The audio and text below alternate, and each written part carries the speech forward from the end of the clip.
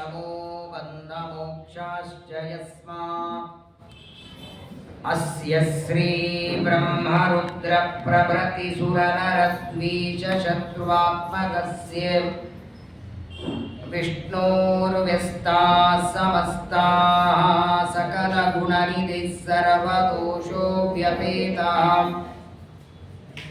पूर्णानन्दाव्ययो यो गुरुरपि परमश्चिन्तयेतं महन्तम् जन्माद्यस्य यतोऽन्वयादितरतश्चार्तेष्वविद्यस्वराट् तेने ब्रह्महृदाय आदिकवये मुह्यन्ति यं सूरयः तेजो वारिमृदां यथा विनिमयो यत्र त्रिसर्गो मृषा धाम्ना स्वेन सदा निरस्तकुहकं सत्यं परं धीमहि निगमकल्पतरोर्गलितं फलं शुकमुखादमृतद्रवसंयुतं पिबत भागवतं रसमालयं मुहुरहो रसिकाः भुवि भावुकाः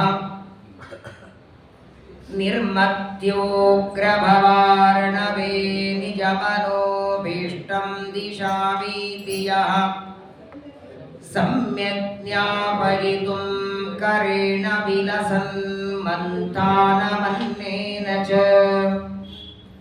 रम्यं दामदरन्महेशरजतग्रामश्रियोऽलङ्कृतिः कर्मन्धीश्वरभक्तिबन्धनवशः प्रीतोऽस्तु कृष्णप्रभुः वसुदेवसुतं देवं कंसचाणूरमर्दनं देवकी परमानन्दं कृष्णं वन्दे जगद्गुरुम् कृष्णाय वासुदेवाय हरये परमात्मने प्रणतक्लेशनाशाय गोविन्दाय नमो नमः यस्य त्रीण्युदितानि वेदवचने रूपाणि दिव्यान्यलं भट्टदर्शनमित्तमेव निहितं देवस्य भर्गो महत् वायो रामवचो नयं प्रथमकं प्रक्षोद्वितीयं वपुः मध्वो यत्तु तृतीयमेतदमुना ग्रन्थकृतः केशवे आपादमौलिपर्यन्तं गुरूणामाकृतिं स्मरेत् तेन विघ्नाः प्रणश्यन्ति सिद्ध्यन्ति च मनोरथाः श्रीगुरुभ्यो नमः वाताशना महर्षयः श्रवणावूर्ध्ववन्थिनः ब्रह्माख्यं धाम ते यान्ति शान्ताः सन्न्यासिनो मनाः स्वस्त्यस्तु सताम् अशेषसन्मङ्गलानि भवन्तु श्लोकैकश्रवणपठनमात्रेण कथावक्तुश्च श्रोतॄणां निखिलकलिकतकल्मषापनूतनपटुतरे मोक्षाद्यखिलपुरुषार्थसाधनीभूते श्रीमद्भागवते महापुराणे एकादशस्कन्धे यत्किञ्चित् पूर्वोक्तप्रमेयानुवादः हरिः ओम् हरिः ओम् हरिः ओम्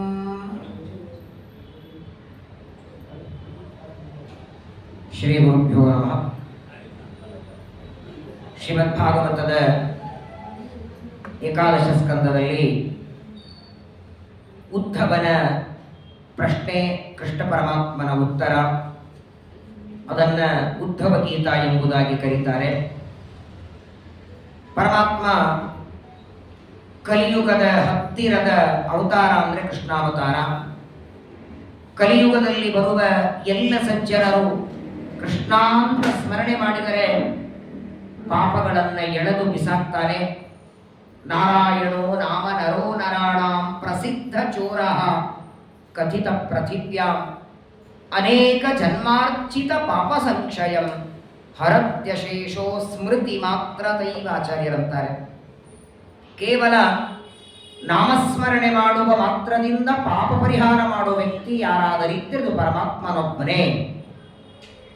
ಒಬ್ಬ ವ್ಯಕ್ತಿ ಹೋಗ್ತಿರ್ತಾರೆ, ಪ್ರವಚನ ಮುಗಿಸಿ 5 ನಿಮಿಷ ಅವನನ್ನೇ ನೋಡ್ತಾ ಇರಿ. ಈ ರೋಡ್ ಕ್ರಾಸ್ ಮಾಡಿ ಅಲ್ಲಿವರೆಗೆ ಹೋಗ್ತಾನವನು. ಅಲ್ಲಿ ಹೋದ್ಮೇಲೆ ಅವನಿಗೆ ಹೇಳಿ, ನೀನು ಇಷ್ಟೊತ್ತು ಹೋಗುವವರೆಗೆ ನಿನ್ನನ್ನೇ ನೋಡ್ತಾ ಇದ್ದೆ, ನಂದೆಲ್ಲ ಕೆಲಸ ಬಿಟ್ಟು ನಿನ್ನನ್ನೇ ನೋಡ್ತಾ ಇದ್ದೇನೆ, ಅಷ್ಟೊತ್ತು ನೋಡಿದ್ದಕ್ಕೊಂದು 100 ರೂಪಾಯಿ ಕೊಡು ಅಂದ್ರೆ ಕೊಡ್ತಾನ? ನಿನಗ್ಯಾರು ನೋಡು ಅಂದ್ರು ಅಂತಾನೆ.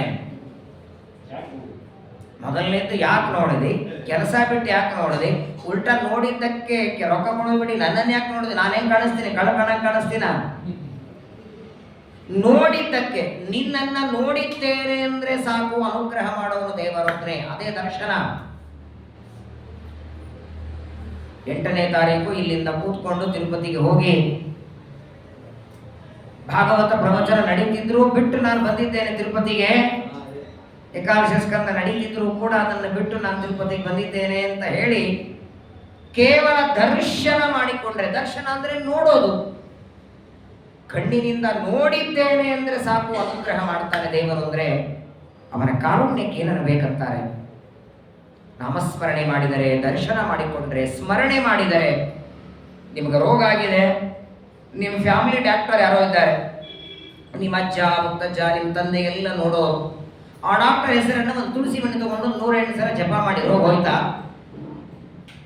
ಅವನ್ನೆಲ್ಲ ಪಾಪ ಟ್ರಾನ್ಸ್ಫರ್ ಆಗಿ ನಿಮಗೆ ಬರ್ತದಷ್ಟೇ. ಮನೆಯಲ್ಲಿ ಕೂತ್ಕೊಂಡು ಕೇವಲ ನಾಮಸ್ಮರಣೆ ಹೆಸರು ಹೇಳಿದ ಮಾತ್ರಕ್ಕೆ ರೋಗವನ್ನು ಪರಿಹಾರ ಮಾಡುವನು ಅಂತಿದ್ರೆ ಅದು ದೇವರೊಬ್ಬನೇ. ವೆಂಕಟನೆಂಬ ವೈದ್ಯ ಬಂದ ನೋಡಿ, ಕೂತಲ್ಲಿ ಸ್ಮರಣೆ ಮಾಡಿ ನಿಂತಾಗ, ಮಕ್ಕಳಾಡಿಸುವಾಗ, ಮಡದಿಯೊಳಕ್ಕರದೆ ಮೆರೆವಾಗ, ಹಯಪಲ್ಲಕ್ಕಿ ಮೊದಲಾದ ವಾಹನಗಳೇರಿ ಮೆರೆವಾಗ, ಬಿಕ್ಕುವಾಗ, ಆಕಳಿಸುವಾಗ, ನಿನ್ ಕೆಲಸ ಮಾಡುವಾಗ ನೀ ದೇವರ ಸ್ಮರಣೆ ಮಾಡುವಂತಾರೆ ಜಗನ್ನಾಥದಾಸರು. ಅಂತಹ ಕೃಷ್ಣ ನಾಮಸ್ಮರಣೆ ಅನ್ನೋದಕ್ಕಾಗೇನೆ ಪುರುಷರಿಗೆ ಗಾಯತ್ರಿ ಮಂತ್ರ ಎಷ್ಟು ಕಡ್ಡಾಯವೋ ಹಾಗೆ ಸ್ತ್ರೀಯರಿಗೆ ಕೃಷ್ಣ ಮಂತ್ರ ಕಡ್ಡಾಯ. ಅನೇಕ ಜನ ಇವತ್ತು ಬೆಂಗಳೂರಲ್ಲಿ ದೊಡ್ಡ ದೊಡ್ಡ ವಿದ್ವಾಂಸರು ತಮ್ಮ ಸ್ವಂತ ಹೆಂಡತಿಯಾದರೂ ಕೃಷ್ಣ ಮಂತ್ರ ಜಪ ಮಾಡ್ತಿದ್ರೆ ಮಾತ್ರ ಅವರು ಮಾಡಿದ ಅಡಿಗೆ ಊಟ ಮಾಡ್ತಾರೆ. ಸ್ವತಃ ಹೆಂಡತಿಯಾದರೂ ಕೃಷ್ಣ ಮಂತ್ರ ಜಪ ಮಾಡ್ತಿರ್ಲಿಲ್ಲ ಅಂದ್ರೆ ತಾವೇ ಮಾಡ್ಕೊಡ್ತಾರೆ ಹೊರತು ಸ್ವಯಂ ಪಾಕಿಗಳು ತಾವು ಮಾಡಿ ಅವರಿಗೂ ಹಾಕ್ತಾರೆ.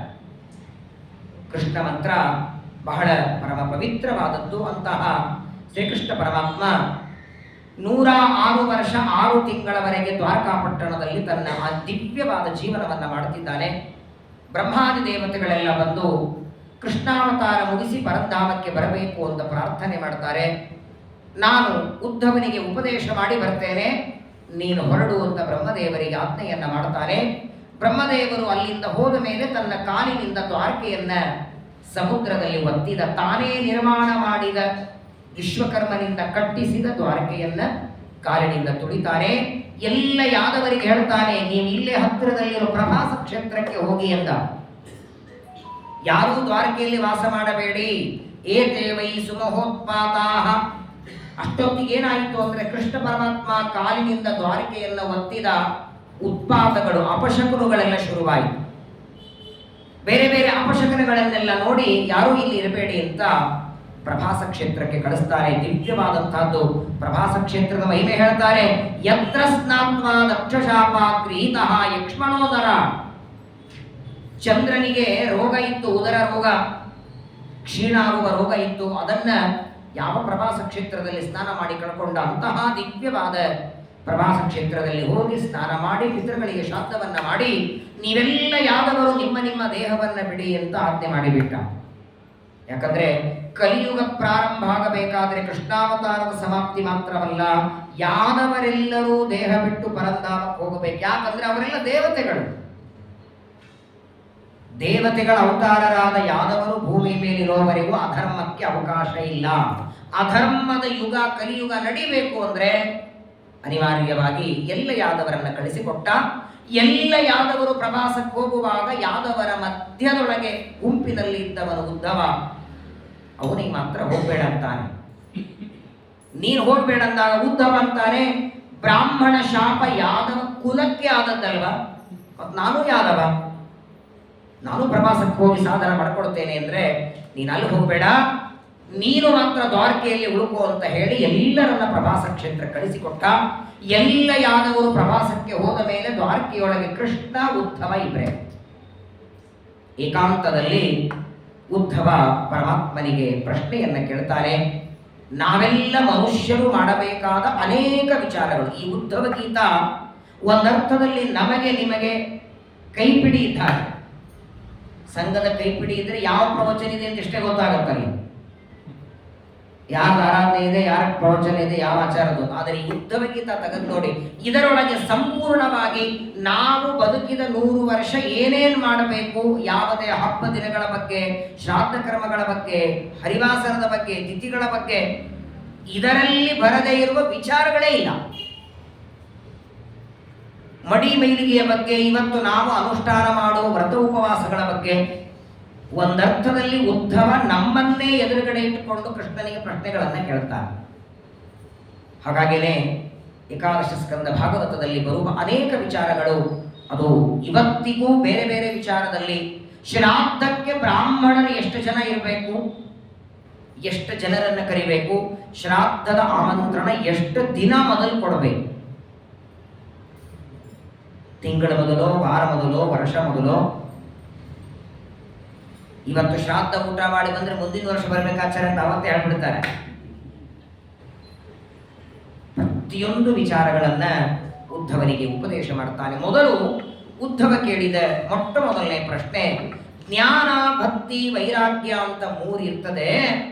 ಎಲ್ಲರೂ ಅಪೇಕ್ಷೆ ಪಡೋದಿದ 3ಅಲ್ಲ. ಆದರೆ ಜ್ಞಾನ, ಭಕ್ತಿ, ವೈರಾಗ್ಯದಲ್ಲಿ ಏನಾದರೂ ಗುರುಗಳ ಅನುಗ್ರಹದಿಂದ ಅವರ ಸೇವೆ ಮಾಡಿದ್ದಕ್ಕೆ, ಅವರು ಉಪದೇಶ ಮಾಡಿದರೆ ಎಳ್ಳಷ್ಟು ಜ್ಞಾನ ಬರಬಹುದು, ಭಕ್ತಿನೂ ಬರಬಹುದು. ಆದರೆ ವೈರಾಗ್ಯ ಬರೋದು ಕಷ್ಟ ಅಂತಾನೆ ಉದ್ಧವ. ವೈರಾಗ್ಯ ಅಂದ್ರೆ ಏನು? ವೈರಾಗ್ಯ ಅಂದ್ರೆ ಎಲ್ಲವನ್ನ ಬಿಡೋದು ಅಂತ ಅರ್ಥವಲ್ಲ. ವೈರಾಗ್ಯ ಶಬ್ದಕ್ಕೆ ಎಲ್ಲ ಬಿಡೋದು ಅಂತ ಅರ್ಥವಲ್ಲ.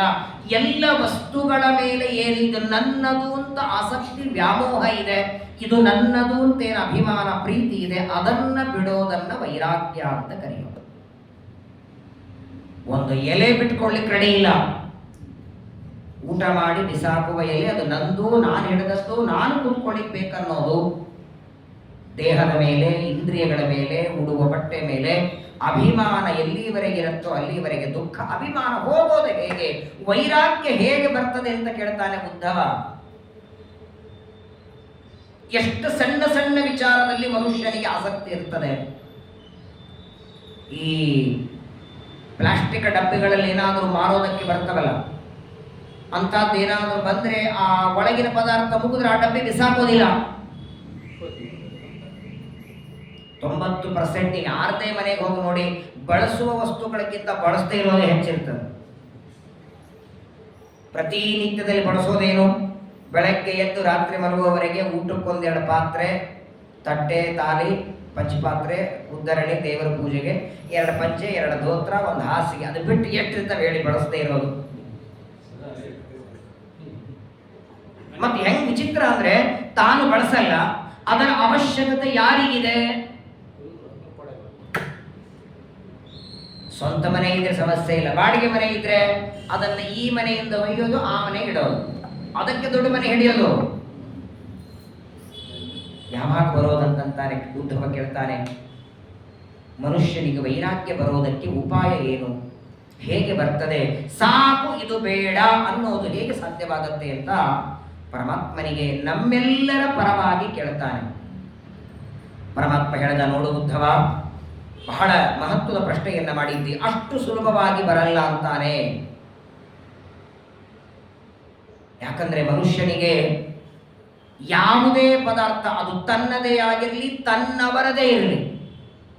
ಈಗ ನಿಂಪ ಪಂಚ ಕಳೆದಾಗ ಏನು ದುಃಖ ಆಗತ್ತೆ? ನಿಮ್ಮ ಪಂಚೆ ಧೋತ್ರ ಕಳೆದಾಗ ಏನು ದುಃಖ ಆಗತ್ತೆ, ಅದೇ ದುಃಖ ನಿಮ್ಮ ಅಣ್ಣ ತಮ್ಮನ ಪಂಚೆ ಕಳೆದಾಗಲೂ ಆಗತ್ತಲ್ಲ. ತನ್ನದು ತನ್ನವರದು ಇವರಿಬ್ಬರ ಮೇಲೂ ಮನುಷ್ಯನಿಗೆ ಅಭಿಮಾನ ಪ್ರೀತಿ ಇರುತ್ತದೆ, ಎರಡೂ ಬಿಡಬೇಕು. ಅದಕ್ಕಾಗಿ ಕುಂತಿದೇವಿ ಕೃಷ್ಣನ ಹತ್ರ ವರ ಬೇಡ್ಕೊಳ್ಳುವಾಗ ಇದನ್ನು ಬೇಡಿದ್ದಂತೆ, ಸ್ನೇಹ ಪಾಶಮಿಮಂ ಚಿಂದಿ ಧ್ರುವಂ ಕೃಷ್ಣೇಶು ಪಾಂಡುಷು. ಏನಾದ್ರೂ ಬೇಡ್ಕೋ ಕೊಡ್ತೇನೆ ಅಂತ ಕೃಷ್ಣ ಅಂದ್ರೆ ಕುಂತಿ ಅಂತಾಳೆ, ಪಾಂಡವರನ್ನ ನೋಡಿದಾಗ ಇವರು ನನ್ನ ಮಕ್ಕಳು ಅಂತೇನ ಸ್ನೇಹ ಬರುತ್ತಲ್ಲ ಅದನ್ನ ಕತ್ತರಿಸಿ ಹಾಕು ಅಂತಾಳೆ. ಮಕ್ಕಳು ಅಂತ ಸ್ನೇಹ ಬೇಡ, ಅವರು ಮಕ್ಕಳು ಅಂತ ಸ್ನೇಹ ಬೇಡ, ನಾನು ಹೇಗೆ ನಿನ್ನ ಭಕ್ತಳೋ ಹಾಗೆ ಇವರು ನಿನ್ನ ಭಕ್ತರು ಅಂತ ನಾನು ಪ್ರೀತಿ ಮಾಡ್ತೇನೆ. ಯಾಕಂದ್ರೆ ಇವರು ನನ್ನ ಮಕ್ಕಳು ಅಂತ ಸ್ನೇಹ ಬಂತು ಅಂದ್ರೆ ಅದು ಮತ್ತೆ ನನಗೆ ಅನರ್ಥಕ್ಕೆ ಕಾರಣ.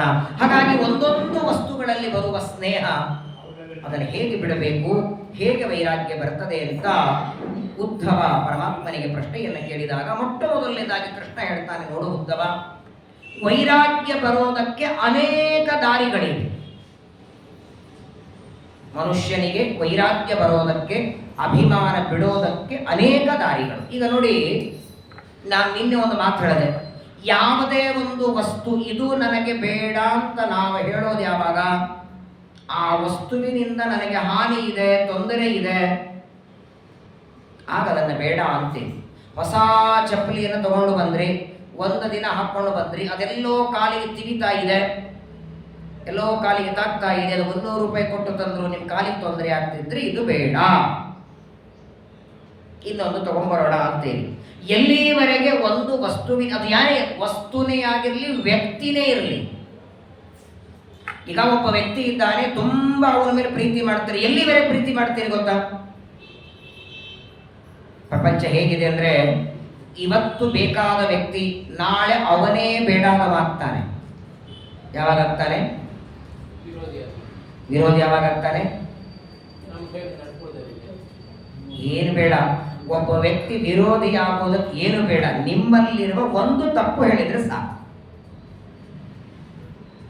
ಎಲ್ಲಿವರೆಗೆ ನಮ್ಮಲ್ಲಿದ್ದ ಗುಣಗಳನ್ನ ಹೇಳ್ತಿರ್ತಾನೋ ಅಲ್ಲಿವರೆಗೆ ಅವನ ಮೇಲೆ ಪ್ರೀತಿ ಬರ್ತಿರ್ತದೆ. ಒಂದೇ ತಪ್ಪು ನಮ್ಮಲ್ಲಿರೋದನ್ನ ಹೇಳಿ ಅವನು ಎಷ್ಟು ವಿರೋಧಿ ಆಗ್ತಾರಂದ್ರೆ, ನಾಳೆ ಅವ್ನ ಪಕ್ಕದಲ್ಲಿ ಕೂತ್ಕೊಂಡು ಊಟ ಮಾಡಲ್ಲ,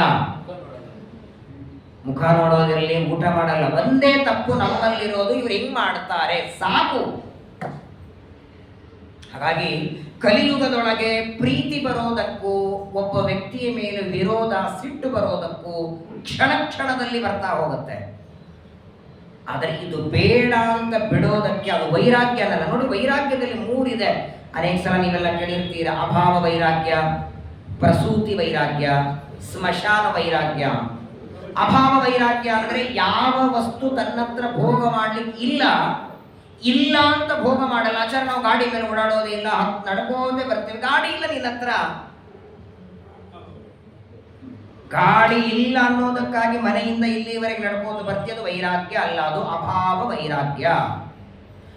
ಮನೆಯಲ್ಲಿ ಮಲಗೋದಕ್ಕೆ ಮಂಚ ಇಲ್ಲ, ಆಚಾರ ನಮಗೆ ವೈರಾಗ್ಯ, ನಾವು ನೆಲದ ಮೇಲೆ ಮಲಗುತ್ತೀವಿ ಅಂದ್ರೆ ಅದಲ್ಲ. ಭೋಗ ಮಾಡುವುದಕ್ಕೆ ಪದಾರ್ಥ ಇದ್ದರೂ ಮಾಡದೇ ಇರೋದು ವೈರಾಗ್ಯವೇ ಹೊರತು ಇಲ್ಲದೇ ಇರೋದಲ್ಲ. ಪರೀಕ್ಷಿತ ರಾಜರ ವೈರಾಗ್ಯ ನೋಡಿ, ತುಂಬಿದ ರಾಜ್ಯ, ಆನೆ, ಕುದುರೆ, ಬೆಳ್ಳಿ, ಬಂಗಾರ, 4 ಜನ ರತ್ನದಂತ ಮಕ್ಕಳು, 4 ಜನ ಸೊಸೆಂದರು, ಏನ್ ಕಮ್ಮಿ ಇತ್ತವರಿಗೆ, ಕೈಗೊಬ್ಬ ಕಾಲಿಗೊಬ್ಬ ಆಳುಗಳು. ಅಭಾವ ವೈರಾಗ್ಯ ಅಂದ್ರೆ ಭೋಗ ಮಾಡುವುದಕ್ಕೆ ಇಲ್ಲದಿದ್ದಾಗ ಅನ್ನದ ಮೇಲೆ ಹಾಕೊಳ್ಳಿ ತುಪ್ಪಿಲ್ಲ, ನಾವು ತುಪ್ಪ ಹಾಕೊಳ್ಳಲ್ಲ ಆಚಾರ್ಯ, ವೈರಾಗ್ಯ ನಮಗೆ ಅಲ್ಲ ಅದು. ಇನ್ನ 2ನೇದು ಪ್ರಸೂತಿ ವೈರಾಗ್ಯ. ಯಾರಾದರೂ ಒಂದು ತಾಯಿ ಮಗುವಿಗೆ ಜನ್ಮ ಕೊಟ್ಟರೆ ಅವಳದ್ದು 2ನೇ ಜನ್ಮ ಆಗತ್ತೆ. ತೃತೀಯ ಸ್ಕಂದ ಭಾಗವತ ಹೇಳ್ತದೆ, ಒಂದು ಗರ್ಭದಲ್ಲಿದ್ದ ಮಗು ಹುಟ್ಟಿ ಬರಬೇಕಾದರೆ 1000 ಚೇಳಗಳ ಏಕಕಾಲಕ್ಕೆ ಕಡದಾಗ ಏನು ವೇದನೆಯಾಗಬೇಕು ಅಷ್ಟು ವೇದನೆ ಒಂದು ಮಗು ಹುಟ್ಟುವಾಗ ತಾಯಿಗಾಗತ್ತಂತೆ. ಆದರೂ ಸಹನೆ ಮಾಡ್ತಾಳೆ. ಆ ಒಂದು ಮಗುವಾದರೆ ಸಾಕಿನ ಮೇಲೆ ಮಕ್ಕಳೇ ಬೇಡ ಅಂತ ಅನಿಸಿಬಿಟ್ಟಿರ್ತದೆ ಅವಳಿಗೆ. ಆ ಮಗು ದೊಡ್ಡದಾಗಿ 6 ತಿಂಗಳು ವರ್ಷ ಆಯಿತು ಅಂದ್ರೆ ಇನ್ನೊಂದು ಬೇಕು ಅಂತ ಬರ್ತದೆ, ಇದು ಪ್ರಸೂತಿ ವೈರಾಗ್ಯ. 3ನೇದ್ದು ಸ್ಮಶಾನಕ್ಕೆ. ಯಾರಾದರೂ ಸತ್ತರೆ ಹೋಗಿರ್ತಾನೆ, ಸ್ಮಶಾನದಲ್ಲಿ ಅವರ ಸಂಸ್ಕಾರ ಆಗುವವರೆಗೆ ನಾಳೆ ನಮ್ದು ಇಷ್ಟೇ ನೋಡ್ರಿ, ಇದೇ ದಾರಿ, ಇದೇ 4 ಜನ ಹಿಂಗೆ ಹೋಗೋದು, ಇದೇ ಕಟ್ಟಿಗೆ, ಅಷ್ಟೇ ಟೈಮ್ ಅಷ್ಟೇ ಬೇರೆ. ಇವ್ರು 26, ನಾವು 27, ಇವ್ರು 28 ಇಸ್ವಿ, ಹಿಂಗೆ ಇಷ್ಟೆಲ್ಲ ಮಾತಾಡ್ತಾನೆ. ಎಲ್ಲ ನಶ್ವರ, ಸೈಟ್ ಯಾಕೆ, ಮನಿ ಯಾಕೆ, ಎಲ್ಲಿವರೆಗೆ? ಸ್ಮಶಾನ ಗೇಟ್ ದಾಟಿ ಬರೋವರೆಗೆ. ಹೊರಗೆ ಬಂದ ತಕ್ಷಣ ಮತ್ತೆ ಮನೇದೇನಾಯ್ತು? ಮನೇದದು ಈ ವೈರಾಗ್ಯ ಉಂಟಲ್ಲ, ಪ್ರಸೂತಿ ವೈರಾಗ್ಯ, ಇದಲ್ಲ ಅಂತಾನೆ ಉದ್ಧವ. ಶಾಶ್ವತವಾದ ನಿನ್ನ ಪ್ರೀತಿಗೆ ಕಾರಣವಾದ ವೈರಾಗ್ಯ ಬೇಕು. ಯಾವ ವೈರಾಗ್ಯ ಇದ್ದದ್ದಕ್ಕೆ ನೀನು ನನ್ನ ಮೇಲೆ ಪ್ರೀತಿ ಮಾಡ್ತೀಯ, ಅನುಗ್ರಹ ಮಾಡ್ತೀಯಲ್ಲ, ಆ ಜ್ಞಾನ ಭಕ್ತಿ ವೈರಾಗ್ಯ, ಆ ಮೂರರಲ್ಲಿರುವಂತಹ ವೈರಾಗ್ಯ ನನಗೆ ಹೇಗೆ ಬರ್ತದೆ ಅಂತ ಉದ್ಧವ. ಪುರಾಣ ವೈರಾಗ್ಯ ನಾನು ಯಾಕೆ ಹೇಳಲಿಲ್ಲ ಅಂದ್ರೆ,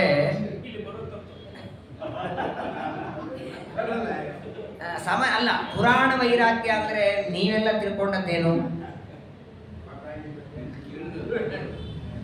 ಪುರಾಣ ವೈರಾಗ್ಯ ಅಂದ್ರೆ ನೀವೆಲ್ಲ ತಿಳ್ಕೊಂಡದ್ದೇನು ಅಲ್ವಾ? ಪುರಾಣ ವೈರಾಗ್ಯ ಅಂದ್ರೆ ಪುರಾಣಕ್ಕೆ ಬರದೇ ಇರೋದು ವೈರಾಗ್ಯ ಅಲ್ಲ. ಸಾಮಾನ್ಯವಾಗಿ ಹೆಂಗಿರ್ತದಂದ್ರೆ, ನಾ ಈಗಲೇ ಹೇಳ್ದಲ್ಲ, ಪ್ರಪಂಚದೊಳಗೆ ನೀವೆಲ್ಲೇ ನೋಡಿ ಮನುಷ್ಯನ ಸ್ವಭಾವ ನಮ್ಮಲ್ಲಿ ಇಲ್ಲದೇ ಇದ್ದದ್ದು ಹೇಳಿದಾಗಲೇ ಆನಂದ ಆಗತ್ತೆ.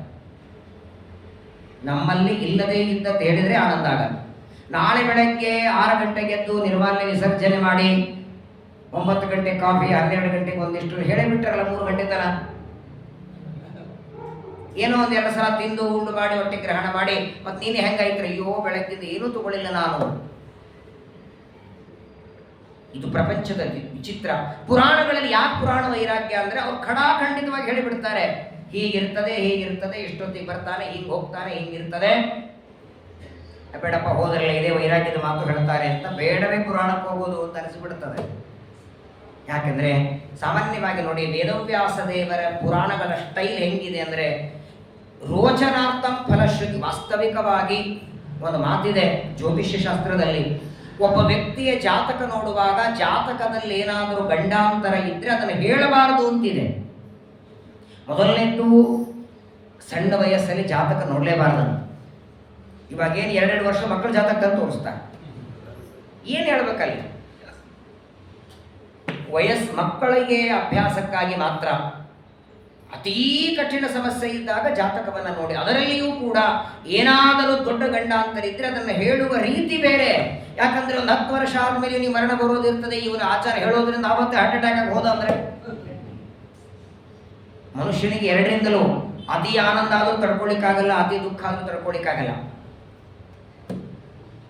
ನಾನು ಮೊನ್ನೆ ದ್ವಾದಶಿ ಪಾರಣೆ ಬಂದಿದ್ದೆ. ಇಲ್ಲಿ ಪಾರಣೆ ಆದ್ಮೇಲೆ ರೂಮಲ್ಲಿ ನಿಂತ್ಕೊಂಡು ಹೋತ್ರುಟ್ಟು ಕೊಡ್ತಿದ್ದೆ. ಒಬ್ರು ಯಾರೋ ಫೋನಲ್ಲಿ ಮಾತಾಡ್ಕೊಂಡು ಹೋಗ್ತಿದ್ರು. ಫೋನಲ್ಲಿ ಒಬ್ಬ ವ್ಯಕ್ತಿ ಮಾತಾಡ್ತಾ ನಾನು ಕೇಳಿಸ್ತು. ಈ ತಪ್ಪು ಮಾಡಿದವರಿಗೆ ಜೈಲಲ್ಲಿ ಶಿಕ್ಷೆ ಕೊಡ್ತಾರೆ ನೋಡಿ, ಕಳ್ಳತನ ಮಾಡಿದವರಿಗೆ ಆ ಶಿಕ್ಷೆ ಏನೋ ಒಂದು ಕಳ್ಳತನನೋ ಅಥವಾ ಒಂದು ಕೆಟ್ಟ ಕೆಲಸ ಮಾಡಿದವನಿಗೆ 2 ವರ್ಷ ಇರುತ್ತೆ ನೋಡಿ. ಆ 2 ವರ್ಷ ಕೊಡಬೇಕಾದ ಎಲ್ಲಾ ಶಿಕ್ಷೆಯನ್ನ ಒಂದೇ ದಿನ ಕೊಟ್ಟು ಅವನನ್ನು ಹೊರಗೆ ಹಾಕ್ಬೋದಲ್ಲ, 2 ವರ್ಷ ಯಾಕೆ ಇಟ್ಕೋಬೇಕು? ಆಗತ್ತಾ?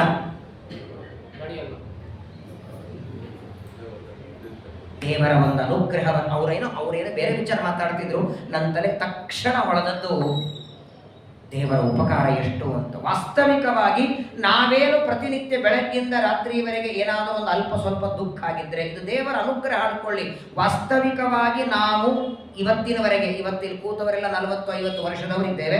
ನಾವು ಈ 50 ವರ್ಷದಲ್ಲಿ ನಾವು ಮಾಡಿದ ದುಃಖಗಳು ಎಷ್ಟು ಕೊಡಬೇಕೋ ಅಷ್ಟೆಲ್ಲ ದುಃಖವನ್ನ ಒಂದೇ ದಿನ ನಾನು ಕೊಟ್ಟು ಮುಗಿಸ್ಬಿಡ್ತೇನೆ, ನಿನ್ನ 4ನೇ ದಿನದಿಂದ ಸುಖವಾಗಿರ್ತೇನೆ ಅಂತ ದೇವರಂದ್ರೆ. ಈ ಶುಗರ್ ಪೇಷಂಟ್ಗಳಿಗೆ ಮೆಡಿಸಿನ್ ಕೊಡಬೇಕಾದ್ರೆ ಡೋಸ್ಗಳನ್ನು ಕೊಡ್ತಾರೆ ನೋಡಿ. ಹೈ ಡೋಸ್ ಆದ್ರೆ ಗೋವಿಂದ, ಹಾಗೆ ದೇವರು ಡೋಸ್ ಮಾಡಿ ಕೊಡ್ತಾನೆ. ಇವತ್ತು ಚೈತ್ರ ಮಾಸ, ಫಲ್ಗುಣ ಮಾಸ, ಶುಕ್ಲ ಪಕ್ಷ, ಚತುರ್ದಶಿ, ಇಷ್ಟೇ ಇವತ್ತು ನಿನಗೆ ಭೋಗ ಮಾಡು. ಯಾಕಂದ್ರೆ ಹೆಚ್ಚಿನ ಭೋಗ ಎರಡೂ ನಮಗೆ ತಾಳಲ್ಲ. ಅತಿಯಾದ ಆನಂದ ದೇವರು ಕೊಟ್ಟರು ನಮಗೆ ಸಮಸ್ಯೆನೆ, ಅತಿ ದುಃಖ ಕೊಟ್ಟರು ಸಮಸ್ಯೆನೆ. ಅಷ್ಟಷ್ಟು ವಿಭಾಗ ಮಾಡಿ ಕೊಡ್ತಾನೆ. ಇದು ಒಂದು ಅನುಗ್ರಹನೇ ದೇವರದು. ನಿನ್ನದೇ ಕರ್ಮ ಇದೆ, ನೀನೇ ಮಾಡಿದ್ದಿದೆ, ತಗೋ ಇದನ್ನು ಒಂದೇ ದಿವಸಕ್ಕೆ ಇಷ್ಟು ತಿಂದು ಮುಗಿಸು ಅಂದ್ರೆ. ಪ್ರತಿನಿತ್ಯ ರಾತ್ರಿ ಒಂದೊಂದು ಮಾತ್ರೆ ತಗೊಳ್ಳಿ, 1 ತಿಂಗಳು ಮಾತ್ರೆ ತಗೊಳ್ಳಿ, ನಿಮ್ಮ ಶುಗರ್ ಡೌನ್ ಆಗತ್ತೆ ಅಂತ ಡಾಕ್ಟರ್ ಅಂತಾರೆ. 1 ತಿಂಗಳು ತಗೋ ಬದಲಿ 30 ಮಾತ್ರೆ ಒಂದೇ ದಿನ ಹಾಕೊಂಡ್ರೆ ಮತ್ ನಾಳೆ ಡಾಕ್ಟರೇ ಬರಬೇಕು ಪುರೋಹಿತರ ಜೊತೆಗೆ ಅಲ್ವಾ? ಹಾಗಾದ್ರೆ ಒಂದು ಪ್ರಶ್ನೆ, ಇವಾಗ ಆ 30 ಮಾತ್ರೆನೇ 30 ಮಾತ್ರೆಗಳು ಒಂದೊಂದು ದಿವಸಕ್ಕೆ ತಗೊಂಡಾಗ ರೋಗ ಕಮ್ಮಿಯಾಗತ್ತೆ, ಒಂದೇ ದಿವಸ ತಗೊಂಡ್ರೆ ಅದೇ ಮಾತ್ರೆಗಳೇ ಅವನ ಮರಣ ಕಾರಣ ಆಗತ್ತೆ. ಹೇಗೆ ವ್ಯವಸ್ಥೆ ಉಂಟೋ ಇಲ್ಲೋ? ಆರೋಗ್ಯ ಕೊಡುವ ಮಾತ್ರೆಗಳೇ ಕ್ರಮದಲ್ಲಿ ತಗೊಳ್ಳಿ. ಒಂದು ಮಾತ್ರೆ ತಗೊಂಡ ಮೇಲೆ ಇಷ್ಟೊತ್ತಾದ್ಮೇಲೆ ಎರಡನೇ ತಗೊಳ್ಳಿ. ಹಾಗೇನೆ ನಮ್ಮ ಶಾಸ್ತ್ರನು ಹಾಗೆ ಮಾಡಿಟ್ಟಿದೆ. ಇದು ದೇವರ ಅನುಗ್ರಹ. ಜನ್ಮಾಂತರದಲ್ಲಿ ಯಾವುದೋ ಒಬ್ಬ ಬ್ರಾಹ್ಮಣನಿಗೆ ಮಡಿಲಿದ್ದಾಗ ಮೈಲಿಗೆ ಮಾಡಿದ್ದೆಲ್ಲ ಆ ಪಾಪ ಇವತ್ತಿದೆ. ಆ ಪಾಪದ ಶಿಕ್ಷೆ ಬೆಳಗ್ಗೆ 8:15 ಕೊಡ್ತೇನೆ. ಹಿಂದಿನ ಜನ್ಮದಲ್ಲಿ ಯಾರಿಗೋ ಮಡಿಲಿ ಊಟ ಮಾಡುವಾಗ ಮುಟ್ಟಿದ ಪಾಪ ಇದೆ, ಅದರ ಶಿಕ್ಷೆ 11:15 ಕೊಡ್ತೇನೆ. 8:08 ಕೊಟ್ರೆ ಏನ್ ಮಾಡ್ತೀನಿ ನೀನು? ಒಂದನ್ನು 8:00, ಇನ್ನೊಂದನ್ನು 11:00. ಹೀಗೆ ವಿಭಾಗ ಮಾಡಿ ದೇವರು ಕೊಡ್ತಾನೆ, ಸ್ಲಾಟ್ ಮೇಲೆ ಕೊಡ್ತಾನೆ. ವಿಚಿತ್ರ ಅಂದ್ರೆ ಇನ್ನೊಂದು ಅನುಗ್ರಹ ದೇವರದು. ಎಷ್ಟು ನಾವು ತಾಳ್ತೇವೆ, ಎಷ್ಟು ಭೋಗ ಮಾಡ್ಲಿಕ್ಕೆ ನಮ್ಮಿಂದ ಆಗತ್ತೋ ಅಷ್ಟು ಮಾತ್ರ ಕೊಡ್ತಾನೆ. ಇದೊಂದು ದೊಡ್ಡ ಅನುಗ್ರಹ. ವೇದವ್ಯಾಸ ದೇವರು ಬ್ರಹ್ಮಸೂತ್ರದಲ್ಲಿ ಉಪಮರ್ದಂಚ ಅಂತ ಒಂದು ಸೂತ್ರ ಇದೆ. ಇದೆಲ್ಲ ದೊಡ್ಡ ವಿಚಾರ. ಪಾಪಗಳನ್ನು ಹೇಗೆ ಪರಿಹಾರ ಮಾಡ್ತಾನೆ, ಹೇಗೆ ಉಪಮರ್ದ ಮಾಡ್ತಾನೆ, ಇದೊಂದು ದೇವರ ಅನುಗ್ರಹ. ಹಾಗಾಗಿ ಮನುಷ್ಯನಿಗೆ ವೈರಾಗ್ಯ ಬರೋದಕ್ಕೆ 2 ದಾರಿ ಇದೆ. ಯಾವುದೇ ವಸ್ತು ಇದರಿಂದ ಹಾನಿ ಇದೆ, ನನಗೆ ತೊಂದರೆ ಇದೆ, ಇದು ಬೇಡ ಅಂತ ಬಿಡ್ತಾನೆ. ಇನ್ನೊಂದು ದಾರಿ ಇದೆ, ಈ ರೀತಿ ವಸ್ತುಗಳ ಬೇಕು ಬೇಕು ಅಂತ ಅಪೇಕ್ಷೆ ಪಟ್ಟವರು ನೋಡು, ಅವರು ನಿನ್ನ ಹಾಗೆ ಅದು ಬೇಕು ಇದು ಬೇಕು ಅಂದ್ರೆ ಹೇಗೆ ಹಾಳಾಗಿದ್ದಾರೆ, ನೀನು ಒಂದು ವೇಳೆ ಪದಾರ್ಥಗಳ ಹಿಂದೆ ಬೆನ್ನ ಹತ್ರ ಹಾಳಾಗ್ತಿ ಅಂತ ಯಾರದೋ ದೃಷ್ಟಾಂತ ತೋರಿಸಿ ಬೇಡಪ್ಪ ಅಂತ. ಒಬ್ಬ ಹಾಳಾದ ವ್ಯಕ್ತಿಯನ್ನ ನೋಡಿ, ಅಥವಾ ಏನು ಬೇಡ ದೇವರು ಕೊಟ್ಟದ್ರೊಳಗೆ ಆನಂದವಾಗಿರೋಣ ಅಂತ ಇವರಿದ್ದಾರೆ ನೋಡಿ, ಚೆನ್ನಾಗಿದ್ದಾರೆ. ಬೇಕು ಬೇಕು ಅಂತ ಅವ್ರು ಹಾಳಾಗಿ ಹೋದ್ರು, ದೇವರ ಕೊಟ್ಟದ್ರೊಳಗೆ ಆನಂದವಾಗಿ ಇವರಿದ್ದಾರೆ ಅಂತ ಯಾರನ್ನೋ ದೃಷ್ಟಾಂತ ತೋರಿಸಿ ಹಾಗಾದ್ರೆ ಬೇಡಪ್ಪ. ಅದಕ್ಕೆ ಉದ್ಧವನಿಗೆ ಕೃಷ್ಣ ಅಂತಾನೆ, ನಿನಗೆ ವೈರಾಗ್ಯ ಹೇಗೆ ಬರ್ತದೆ, ವೈರಾಗ್ಯ ಬರೋದಕ್ಕೆ ಉಪಾಯ ಏನು ಅಂತ ಒಂದು ಕಥೆ ಮೂಲಕ ಹೇಳ್ತೀನಲ್ಲ, ಬೇಗ ತಲೆ ಹೋಗುತ್ತಲ್ಲ. ಯಾವಾಗಲೂ ನೋಡಿ, ಯಾವುದೇ ವಿಚಾರ ಒಂದು ಕಥೆಯ ಮೂಲಕ ಹೊರಟ್ರೆ ಆ ಕಥೆಯ ಮೂಲಕ ತಿಳಿತಾ ತಿಳಿತಾ ನಾವು ಅದರಲ್ಲಿ ಇನ್ವಾಲ್ವ್ ಆಗಿ ಬಿಡ್ತೇವೆ. ಆ ವಿಷಯ ನೇರವಾಗಿ ಮನಸ್ಸಿಗೆ ಹೋಗಿ ಬಿಡುತ್ತದೆ. ಒಂದು ಕಥೆಯನ್ನ ಕೃಷ್ಣ ಪರಮಾತ್ಮ ಉದ್ಧವನಿಗೆ ಹೇಳ್ತಾನೆ. ಮತ್ತೇನು ಬೇರೆ ಅಲ್ಲ, ಈ ಕಥೆಗೇನೆ ಅನೇಕ ಹೆಸರುಗಳಿವೆ. ಇದಕ್ಕೆ ಪ್ರಕೃತಿ ಪಾಠ ಅಂತ ಒಂದು ಹೆಸರು. ಬಹಳ ಸುಂದರವಾದ ಒಂದು ಕಥೆ. ಕೃಷ್ಣ ಹೇಳ್ತಾನೆ, ನೋಡು ಉದ್ಧವ, ಯಾವ ಯದುರಾಜನ ವಂಶದಲ್ಲಿ ನಾನು ಬಂದದ್ದರಿಂದ ನನ್ನನ್ನ ಯಾದವ ಕೃಷ್ಣ ಅಂತಾರೆ. ಕೃಷ್ಣ ಅನ್ನೋ ಹೆಸರು ಇಬ್ಬರಿಗೂ ಇದೆ. ವೇದವ್ಯಾಸರಿಗೂ ಕೃಷ್ಣ ಅಂತಾರೆ, ಅವರು ವಾಸಿಷ್ಠ ಕೃಷ್ಣ, ಇವರು ಯಾದವ ಕೃಷ್ಣ. ಯಾದವ ಕೃಷ್ಣ ಅಂತ ಯಾಕೆ ಹೆಸರು ಬಂತು? ಯದುರಾಜನಿಂದ. ಯದುರಾಜ ಯಾರು? ಯಯಾತಿಯ ಮಗ. ಯಯಾತಿ ಯಾರು? ನಹುಷನ ಮಗ. 9ನೇ ಸ್ಕಂದ ಭಾಗವತದಲ್ಲಿ ನೀವೆಲ್ಲ ಕೇಳಿದ್ದೀರಿ. ನಹುಷ ರಾಜನಿಗೆ ಯತಿ, ಯಯಾತಿ, ಸಂಯಾತಿ, ಆಯತಿ, ವಿಯತಿ, ಕ್ರತಿ ಅಂತ 6 ಜನ ಮಕ್ಕಳು. 2ನೇಯವನೇ ಯಯಾತಿ. ಯಯಾತಿಗೆ 2 ಮಡದಿಯರಿದ್ರು. ಶುಕ್ರಾಚಾರ್ಯರ ಮಗಳು ದೇವಯಾನಿ, ವೃಷಪರ್ವರಾಜನ ಮಗಳು ಶರ್ಮಿಷ್ಠ. ಶರ್ಮಿಷ್ಠೆಯಲ್ಲಿ 3 ಜನ ಗಂಡು ಮಕ್ಕಳು, ದೇವಯಾನಿಯಲ್ಲಿ 2. ಯದು, ತುರುವಸು ದೇವಯಾನಿಯ ಮಕ್ಕಳು. ದೃಶ್ಯ, ಅನು, ಪೂರು ಅನ್ನೋರು ಶರ್ಮಿಷ್ಠೆಯ ಮಕ್ಕಳು. ಈ ಯದುರಾಜನ ವಂಶವನ್ನ ಶುಕಾಚಾರ್ಯ ಹೇಳಿದ್ರು. ಈ ಯದುರಾಜ ಏನಿದ್ದಾನೆ, ಇವನ ಕಥೆಯನ್ನ ನೀವು ಅನೇಕ ಸಲ ಕೇಳಿರಿ. ಯದುರಾಜ ಶರ್ಮಿಷ್ಠೆಯನ್ನ ವಿವಾಹ ಮಾಡಿಕೊಂಡದ್ದು ಗಾಂಧರ್ವ ವಿವಾಹದಿಂದ. ವಾಸ್ತವಿಕವಾಗಿ ಕ್ಷತ್ರಿಯ ವರ, ಉತ್ತಮ ಜಾತಿಯ ಕನ್ಯಾ, ಅಧಮ ಜಾತಿಯ ವರ ಇದ್ರೆ ಅದನ್ನು ಪ್ರತಿಲೋಮ ವಿವಾಹ ಅಂತ ಕರೆಯೋದು. ಅನುಲೋಮ, ಪ್ರತಿಲೋಮ ಅಂತ ಮದುವೆಗಳಲ್ಲಿ 2. ಯಯಾತಿ ರಾಜ ಕ್ಷತ್ರಿಯ, ದೇವಯಾನಿ ಬ್ರಾಹ್ಮಣ ಕನ್ಯಾ. ದೇವಯಾನಿಯನ್ನ ಶುಕ್ರಾಚಾರ್ಯರು ಕೊಡುವಾಗ ಒಂದು ಮಾತು ಹೇಳ್ತಾರೆ ಯಯಾತಿಗೆ, ದೇವಯಾನಿ ಮಾತ್ರ ಹೆಂಡತಿ, ಶರ್ಮಿಷ್ಠ ನಿನ್ನ ಮನೆಯ ದಾಸಿ ಇಷ್ಟು ಹೇಳಿ ಕಳಿಸ್ತಾರೆ. ಮುಂದೆ ಗಂಧರ್ವ ವಿವಾಹ ಮಾಡಿಕೊಳ್ತಾನೆ, ಅವಳನ್ನು ವಿವಾಹ ಮಾಡಿಕೊಂಡ. ಶಾಪ ಕೊಡ್ತಾರೆ. ತರುಣನಾದಂತಹ ಅಳೆಯನಾದ ಯಯಾತಿಗೆ ಶುಕ್ರಾಚಾರ್ಯರು ಶಾಪ ಕೊಡ್ತಾರೆ, ವೃದ್ಧಾಪ್ಯ ಬರಲಿ, ಮುದುಕನಾಗು ಅಂತ ಶಾಪ ಕೊಡ್ತಾರೆ. ಮುದುಕನಾಗು ಅಂದಾಕ್ಷಣ ಕೈ ಕಾಲು ಎಲ್ಲ ಸಣ್ಣದಾಯಿತು, ಕೂದಲೆಲ್ಲ ಬೆಳ್ಳಗಾಯಿತು, ಹಲ್ಲು ಬಿದ್ದೋಯಿತು. ಆಗ ಯಯಾತಿ ರಾಜ ಅಂತಾನೆ, ನನಗಿನ್ನೂ ಸಂಸಾರದ ಭೋಗದಲ್ಲಿ ವೈರಾಗ್ಯ ಬಂದಿಲ್ಲ, ನನಗೇನಾದರೂ ಅನುಗ್ರಹವನ್ನ ಮಾಡಿ. ಬಹಳ ಬೇಡಿಕೊಂಡದ್ದಕ್ಕೆ ಅಳೆಯನಿಗೆ ಒಂದು ವರನು ಕೊಟ್ಟರಂತೆ ಶುಕ್ರಾಚಾರ್ಯರು. ನೋಡಪ್ಪ, ಶಾಪಂತೂ ನಾನು ಕೊಟ್ಟಾಗಿದೆ, ನಿನಗೆ ಇನ್ನೂ ಭೋಗ ಮಾಡಬೇಕು ಅಂತ ಅಪೇಕ್ಷೆ ಇದ್ರೆ ನಿನಗೆ 5 ಜನ ಮಕ್ಕಳಿದ್ದಾರಲ್ಲ, ಈ 5 ಜನರಲ್ಲಿ ಯಾರಿಗಾದರೂ ನಿನ್ನ ವೃದ್ಧಾಪ್ಯ ಕೊಡು, ಅವರ ತಾರುಣ್ಯ ಬಾಡಿಗೆ ತಗೋ ಅಂದ್ರಂತೆ. ಬಕೀಟು ತಮ್ಮಿಗೆ ತಾಲಿ ಬಾಡಿಗೆ ತರ್ತಾರೆ, ಕುರ್ಚಿಗಳು ಬಾಡಿಗೆ ತಂದಿರ್ತಾರೆ ಕೆಲಸಾಗೋ ಹೊತ್ತಿಗೆ. ಹಾಗೆ ತಾರುಣ್ಯ ನೀನು ಬಾಡಿಗೆ ತಗೋ, ನಿನ್ನ ಮಗನ ತಾರುಣ್ಯ ನೀನು ತಗೋ, ನಿನ್ನ ವೃದ್ಧಾಪ್ಯ ಮಗನಿಗೆ ಕೊಡು, ನಿನಗೆ ಎಷ್ಟು ವರ್ಷ ಬೇಕೋ ಭೋಗ ಮಾಡು, ಭೋಗ ಮುಗಿದ ಮೇಲೆ ಮತ್ತೆ ನಿನ್ನ ವೃದ್ಧಾಪ್ಯ ನೀನು ತಗೋ, ತಾರುಣ್ಯವನ್ನು ಮಗನಿಗೆ ಕೊಡು, ಎಕ್ಸ್ಚೇಂಜ್ ಮಾಡಬಹುದು ನೀನು ಅಂತ ಶುಕ್ರಾಚಾರ್ಯರು ಯಯಾತಿಗೆ ವರ ಕೊಡ್ತಾರೆ. ಆಗ ಮೊದಲನೇ ಮಗುವಿಗೆ ಕೇಳದ ಯದುರಾಜನಿಗೆ, ಕೊಡೋದಿಲ್ಲ ಅಂತ. ನನಗಿರುವ ತಾರುಣ್ಯವನ್ನು ನೀನು ಕೊಟ್ಟೇನು ಮಾಡಲಿ, ನಾನು ಕೊಡೋದಿಲ್ಲ ಅಂತ. ಸರಿ, ಎರಡನೇ ಮಗನಿಗೆ ಕೇಳ್ತಾನೆ ತುರುವಸು, ಅವನು ಹೇಳ್ತಾನೆ ನಾನು ಕೊಡೋದಿಲ್ಲ ಅಂತ. ಮೂರನೇವನು ಕೊಡಲಿಲ್ಲ, ನಾಲ್ಕನೇವನು ಕೊಡಲಿಲ್ಲ, ಕೊನೆಗೆ 5ನೇ ಮಗನಿಗೆ ಕೇಳ್ತಾನೆ. ಆಗ ಅವನಂತಾನೆ, ಈ ಶರೀರ ಕೊಟ್ಟದ್ದೇ ನೀನು, ಈ ದೇಹ ಬಂದದ್ದೇ ನಿನ್ನಿಂದ, ಅವಶ್ಯವಾಗಿ ಕೊಡ್ತೇನೆ ಅಂತ ತಾರುಣ್ಯವನ್ನು ಕೊಟ್ಟ. ಆ ತಾರುಣ್ಯವನ್ನು ಇಟ್ಕೊಂಡು ಭೋಗ ಮಾಡ್ತಾನೆ. ಮುಂದೊಂದು ದಿನ ಅವನಿಗೆ ನಾಚಿಕೆ ಆಯ್ತಂತೆ ಯಯಾತಿರಾಜಿಗೆ. ನ ಜಾತು ಕಾಮಕ್ಕಾಮಾನಾಂ ಉಪಭೋಗೇನ ಶಾಮ್ಯತಿ ಹವಿಷಾ ಕೃಷ್ಣವರ್ಮೇವ ಭೂಯ ಏವಾಭಿವರ್ಧತೆ. ಉರಿಯುವ ಬೆಂಕಿಯಲ್ಲಿ ತುಪ್ಪ ಹಾಕಿದರೆ ಶಾಂತ ಆಗುವುದಿಲ್ಲ, ಅದಿನ್ನಷ್ಟು ಉರಿತದೆ, ನಾನೇನು ಮಾಡಿದೆ ಅಂತ ಅಸಹ್ಯವಾಗಿ ತನ್ನ ತಾರುಣ್ಯವನ್ನು ಮತ್ತೆ ಮಗನಿಗೆ ಕೊಟ್ಟು ತನ್ನ ವೃದ್ಧಾಪ್ಯ ತಗೊಳ್ತಾನೆ. ತನ್ನ ಇಡೀ ರಾಜ್ಯವನ್ನ ಮಗನಿಗೆ ಕೊಟ್ಟ. ಕೊನೆ ಮಗನಿಗೆ ರಾಜ್ಯವನ್ನ ಕೊಟ್ಟು ಯಯಾತಿ ರಾಜ ಯದುರಾಜ ಯಯಾತಿ ರಾಜ ಮಗನಿಗೆ ತಾರುಣ್ಯ ಕೊಟ್ಟು ಅರಣ್ಯಕ್ಕೆ ಹೋಗಿಬಿಟ್ಟ ಅಂತ ಕಥೆ ಹೇಳ್ತಾರೆ. ಆ ಯಯಾತಿ ರಾಜನ 5 ಜನ ಮಕ್ಕಳಲ್ಲಿ ಹಿರಿಯ ಮಗ ಇದ್ದಾನಲ್ಲ ಯದು, ನಿಮಗನಿಸ್ತದೆ ಇವ ತಾರುಣ್ಯ ಕೊಡ್ಲಿಲ್ಲ ತಂದೆಗೆ, ತಂದೆಯ ಮಾತು ಕೇಳದೆ ಇದ್ದವ ಇವ ಎಂಥ ಮಗ ಅಂತ ಅನಿಸ್ತದೆ. ಯಾಕೆ ಕೊಡ್ಲಿಲ್ಲ ತಾರುಣ್ಯ ಅವನು? ಯದುರಾಜ ತಾರುಣ್ಯವನ್ನ ಯಾಕೆ ಕೊಡ್ಲಿಲ್ಲ? 4 ಜನ ಮಕ್ಕಳು ಕೊಡಲ್ಲ. ಹಾಗಾದ್ರೆ ತಂದೆಯ ಮಾತು ಕೇಳದೆ ಇದ್ದದ್ದಕ್ಕೆ ಪಾಪ ಬರಲಿಲ್ವ ಅವರಿಗೆ? ಶ್ರೀಮದಾಚಾರ್ಯರಂತಾರೆ, ಇವರು ತಾರುಣ್ಯ ಕೊಡದೇ ಇರೋದಕ್ಕೆ ಕಾರಣ ಏನ್ ಕಾರಣ ಅಂದ್ರೆ, ಯಯಾತಿ ರಾಜ ಮಗನ ತಾರುಣ್ಯ ತಗೊಂಡು ಏನ್ ಕೆಲಸ ಮಾಡೋದಿದ್ದ ಅಲ್ವಾ? ಯಯಾತಿ ರಾಜ ಹೆಂಡತಿಯ ಭೋಗ ಮಾಡಿದರೆ ಆ ಭೋಗ ಮಾಡುವುದಕ್ಕೆ ಯಯಾತಿಯ ದೇಹದಲ್ಲಿ ಇರುವ ತಾರುಣ್ಯ ಯಾರದು? ಹಾಗಾದರೆ ಮಗನಿಗೆ ಮಾತ್ರ ಭೋಗ ಮಾಡಿದ ಪಾಪ ಬರ್ತದೆ. ಮಾತ್ರ ಭೋಗದ ಪಾಪಕ್ಕೆ ಹೆದರಿ 4 ಜನ ಕೊಡ್ಲಿಲ್ಲ. 5ನೇಯವರಂತಾನೆ, ನೀ ನನಗೆ ವರ ಕೊಟ್ಟರೆ ನಾನು ಕೊಡ್ತೀನಂತಾನೆ. ಮಾತ್ರ ಭೋಗದ ಪಾಪಕ್ಕೆ ನಾನು ಗುರಿಯಾಗೋದಿಲ್ಲ ಅಂತ ನೀನು ವರ ಕೊಡೋದಾದ್ರೆ ನನ್ನ ತಾರುಣ್ಯ ಕೊಡ್ತೇನೆ ಅನ್ನೋದಕ್ಕಾಗೇನೆ ಪಾಂಡವರೆಲ್ಲ ಈ ಕೊನೆ ಮಗನ ವಂಶದಲ್ಲಿ ಹುಟ್ಟಿ ಬರ್ತಾರೆ, ಪೂರ್ವರಾಜನ ವಂಶದಲ್ಲಿ. ತಂದೆ ಮಾತು ಕೇಳದ ಅಂತ. ಕೊನೆಗೆ ಈ ಹಿರಿಮಗ ಯದುರಾಜ ತನಗೆ ರಾಜ್ಯ ಆಳಿದ ಮೇಲೆ ವೈರಾಗ್ಯ ಬಂತು, ಸಾಕು ಅಂತನಿಸಿ ಅರಣ್ಯಕ್ಕೆ ಬರ್ತಾನೆ.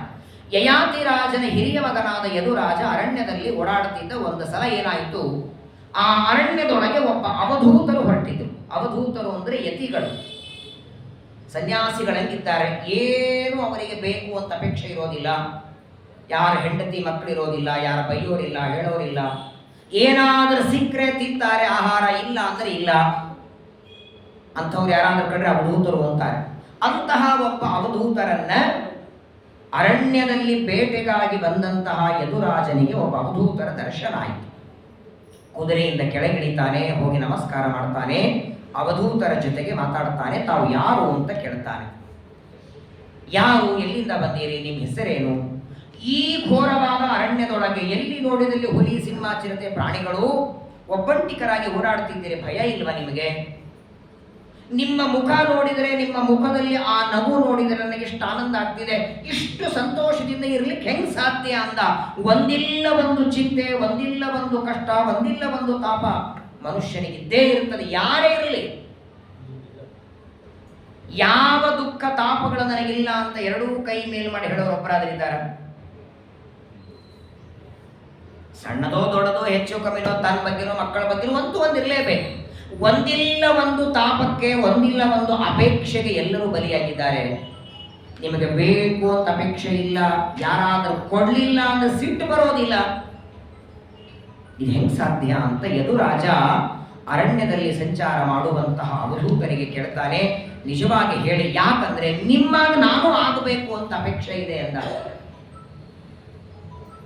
ನಿಮ್ಮ ಜ್ಞಾನ, ನಿಮ್ಮ ಆ ಮುಖದಲ್ಲಿರುವ ಕಾಂತಿಯನ್ನು ನೋಡಿ ಯಾರಾದರೂ ನಿಮಗೆ ಹೀಗೆ ಹೇಳಿದ್ರ, ಏನೂ ಅಪೇಕ್ಷೆ ಪಡಬಾರದು ಅಂತ ಹೇಳಿದ್ದಕ್ಕೆ ಈ ರೀತಿ ನಿಮಗಾಯಿತೋ, ಅಥವಾ ಯಾರನ್ನ ನೋಡಿ ಕಲ್ತ್ರೋ, ಅಥವಾ ಏನಾದರೂ ತಪಸ್ಸು ಮಾಡಿ ಬಂತೋ, ಇಷ್ಟು ನಿರ್ವ್ಯಾಜವಾಗಿದ್ದೀರಲ್ಲ, ನಿಮ್ಮನ್ನು ನೋಡಿ ನನಗೆ ಸಂತೋಷವಾಗುತ್ತೆ. ನಿಜವಾಗಿ ನನಗೆ ಹೇಳಿ, ಕುತೋ ಬುದ್ಧಿರಯಂ ಬ್ರಹ್ಮನ್ ಅಕರ್ತುಸ್ತೆ ವಿಶಾರದ ಯಾವ ಮಾಸಾಧ್ಯ ಭವಾನ್ ಲೋಕಂ ವಿದ್ವಾಂಶ್ಚರತಿ ಬಾಲವತ್. ಈ ಸಣ್ಣ ಮಕ್ಕಳು 2-3 ವರ್ಷದ ಮಕ್ಕಳಿಗೆ ಬಟ್ಟೆ ಹಾಕಿದ್ರೂ ನಗುತ್ತವೆ, ಬಟ್ಟೆ ತೆಗೆದ್ರೂ ನಗುತ್ತವೆ. ಒಂದು ಸಣ್ಣ ಮಗುವಿಗೆ 6-8 ವರ್ಷಕ್ಕೆ ಕಳ್ಳ ಅನ್ನಿ ಏನ್ ಮಾಡುತ್ತದು? ಕಳ್ಳ ಅಂತ ಕರೆದ್ರೆ ನಗುತ್ತದೆ. ಅದೇ 11 ವರ್ಷದ ಮೇಲೆ ಕಳ್ಳ ಅಂತ ಕರೆದು ನೋಡಿ, ಎತ್ತಿ ಕಳ್ಳ ಆಗ್ತಾ ತಲೆ ಮೇಲೆ ನನ್ನ ಕಳ್ಳ ಅಂತೀಯ. ಯಾಕಂದ್ರೆ ಇವನು ಹುಟ್ಟುತ್ತಾ ಅಭಿಮಾನ ಬರ್ತಾ ಹೋಗುತ್ತೆ. ಅದೇ ಮಗುವಿಗೆ 6 ತಿಂಗಳು ವರ್ಷದ ಕಳ್ಳ ಅಂದಾಗ ನಗುತ್ತದೆ ಅದು. ಇವಾಗ ಒಂದು ಏಟ ಹೊಡೀರಿ, ಸ್ವಲ್ಪ ಹೊತ್ತಾದ್ಮೇಲೆ ನೀವೇ ಎತ್ಕೊಳ್ರಿ, ಬರುತ್ತೆ ಮಗು. ಅವನೇ ದೊಡ್ಡವರಾದ್ಮೇಲೆ ಹೊಡೆದ್ರೆ 6 ತಿಂಗಳು ಮುಖ ನೋಡಲ್ಲವ. ಯಾವಾಗ ನನಗೆ ಅಂತ ಅಭಿಮಾನ ಬರ್ಲಿಕ್ಕೆ ಶುರುವಾಯಿತೋ, ನನಗೆ ಹೊಡೆದ, ನನಗೆ ಬೈದ ಅಂತ, ಆಗ ಇವನಿಗೆ ದುಃಖ ಬರ್ಲಿಕ್ಕೆ ಶುರುವಾಗತ್ತೆ. ನಿಮ್ಗೆ ಅಭಿಮಾನ ಇಲ್ಲ ಅಲ್ಲ ಸ್ವಾಮಿ ಅಂತಾನೆ ಯದುರಾಜ. ದಯಮಾಡಿ ಈ ಬುದ್ಧಿ ಹೆಂಗೆ ಬಂತ ನಮಗೆ? ಇಷ್ಟು ವಿರಕ್ತರಾಗಿ ಓಡಾಡ್ತಿದ್ದೀರಿ, ಈ ವೈರಾಗ್ಯ ಬರಲಿಕ್ಕೆ ಕಾರಣ ಏನು? ಏನಾದರೂ ತಪಸ್ಸು ಮಾಡಿದ್ದಕ್ಕೆ ಬಂತ, ಅಥವಾ ಏನಾದರೂ ಸಿದ್ಧಿ ಪಡ್ಕೊಂಡಿದ್ದೀರಾ? ನಿಮ್ಮ ರಹಸ್ಯವನ್ನ ಹೇಳಿ ಅಂತ ಅವಧೂತರಿಗೆ ಯದುರಾಜ ಕೇಳಿದರೆ, ಅವಧೂತರಂತಾರೆ, ಒಳ್ಳೆ ಪ್ರಶ್ನೆ ಮಾಡಿದ್ದೆ ನೋಡು, ಇದು ಯಾವುದು ನನಗೆ ತಪಸ್ಸಿನಿಂದ ಬಂದದ್ದಲ್ಲ, ಏನೋ ವರ ಬೇಡಿಕೊಂಡು ಬಂದದ್ದಲ್ಲ, ನನಗೆ ಈ ಬುದ್ಧಿ ಬಂದದ್ದು, ನನಗೆ ಈ ವೈರಾಗ್ಯ ಬಂದದ್ದು ಬೇಕು ಅನ್ನುವ ಅಪೇಕ್ಷೆ ಇಲ್ಲದೆ. ಯಾರ ಬೈದರೂ ದುಃಖ ಆಗಲ್ಲ, ಯಾರು ಹೊಗಳಿದ್ರೆ ಆನಂದ ಆಗಲ್ಲ. ನಾನು ಹೀಗಿರೋದಕ್ಕೆ ಕಾರಣ, ನನಗೆ 24 ಜನ ಗುರುಗಳು ಪಾಠ ಕಲಿಸಿದ್ದಾರೆ. 24 ಜನ ಗುರುಗಳಿಂದ ಒಂದೊಂದು ವಿದ್ಯೆಯನ್ನು ಓದಿದ್ದೇನೆ. ಆ ಗುರುಗಳಿಂದ ಉಪದೇಶ ಪಡೆದದ್ದಕ್ಕೆ ಇವತ್ತು ಇಷ್ಟು ವೈರಾಗ್ಯದಿಂದ ಇದ್ದೇನೆ ನಾನು. ಆಶ್ಚರ್ಯ ಆಯಿತು ಯದುರಾಜನಿಗೆ. ಜೀವನದಲ್ಲಿ ಒಬ್ಬ ಗುರುಗಳು ಸಿಗೋದೇ ಕಷ್ಟ, ಒಬ್ಬರನ್ನ ಗುರುಗಳಾಗಿ ಮಾಡ್ಕೊಳ್ಳೋದೇ ಕಷ್ಟ. ಅಂತದ್ರೊಳಗೆ 24 ಜನ. ಯಾರು? ಆಚಾರ್ಯ ಸ್ವಾಮಿ ಅವರು 24 ಜನ. ಇವ್ರಿಗೆ ಕೇಳಿ ಬರವರ ಹೆಸರು ಹೇಳ್ತಾರೆ. ಸಂಗೀತ ಬರೋರು, ಪ್ರವಚನಕ್ಕೆ ಬರೋರು ಆಚಾರ್ಯ ರಾಮಾಚಾರ್ಯ, ವೆಂಕಟೇಶ್ಚಾರ್ಯ, ಭೀಮಾಚಾರ್ಯ, ಆಚಾರ್ಯ, ಹೀಗೆ 24 ಜನ ಗುರುಗಳು ಪಾಠ ಹೇಳಿದ್ದಾರೆ. ಅವರ ಹೆಸರು ಹೇಳಿ ಅಂತ ಯದುರಾಜ ಅಂದ್ರೆ ಅವನೇ ನಡ್ಕೊಂಡಿದ್ದ ಯಾರು? ಆ ಆಚಾರ್ಯ ಹೆಸರು ಹೇಳ್ತಾರೆ ಅಂತ ನೋಡಿ. ಅವಧೂತರು ಹೇಳ್ತಾರೆ, ನೋಡು ಯಾರು ನನಗೆ 24 ಜನ ಗುರುಗಳು ಹೇಳ್ತೇನೆ ಕೇಳು.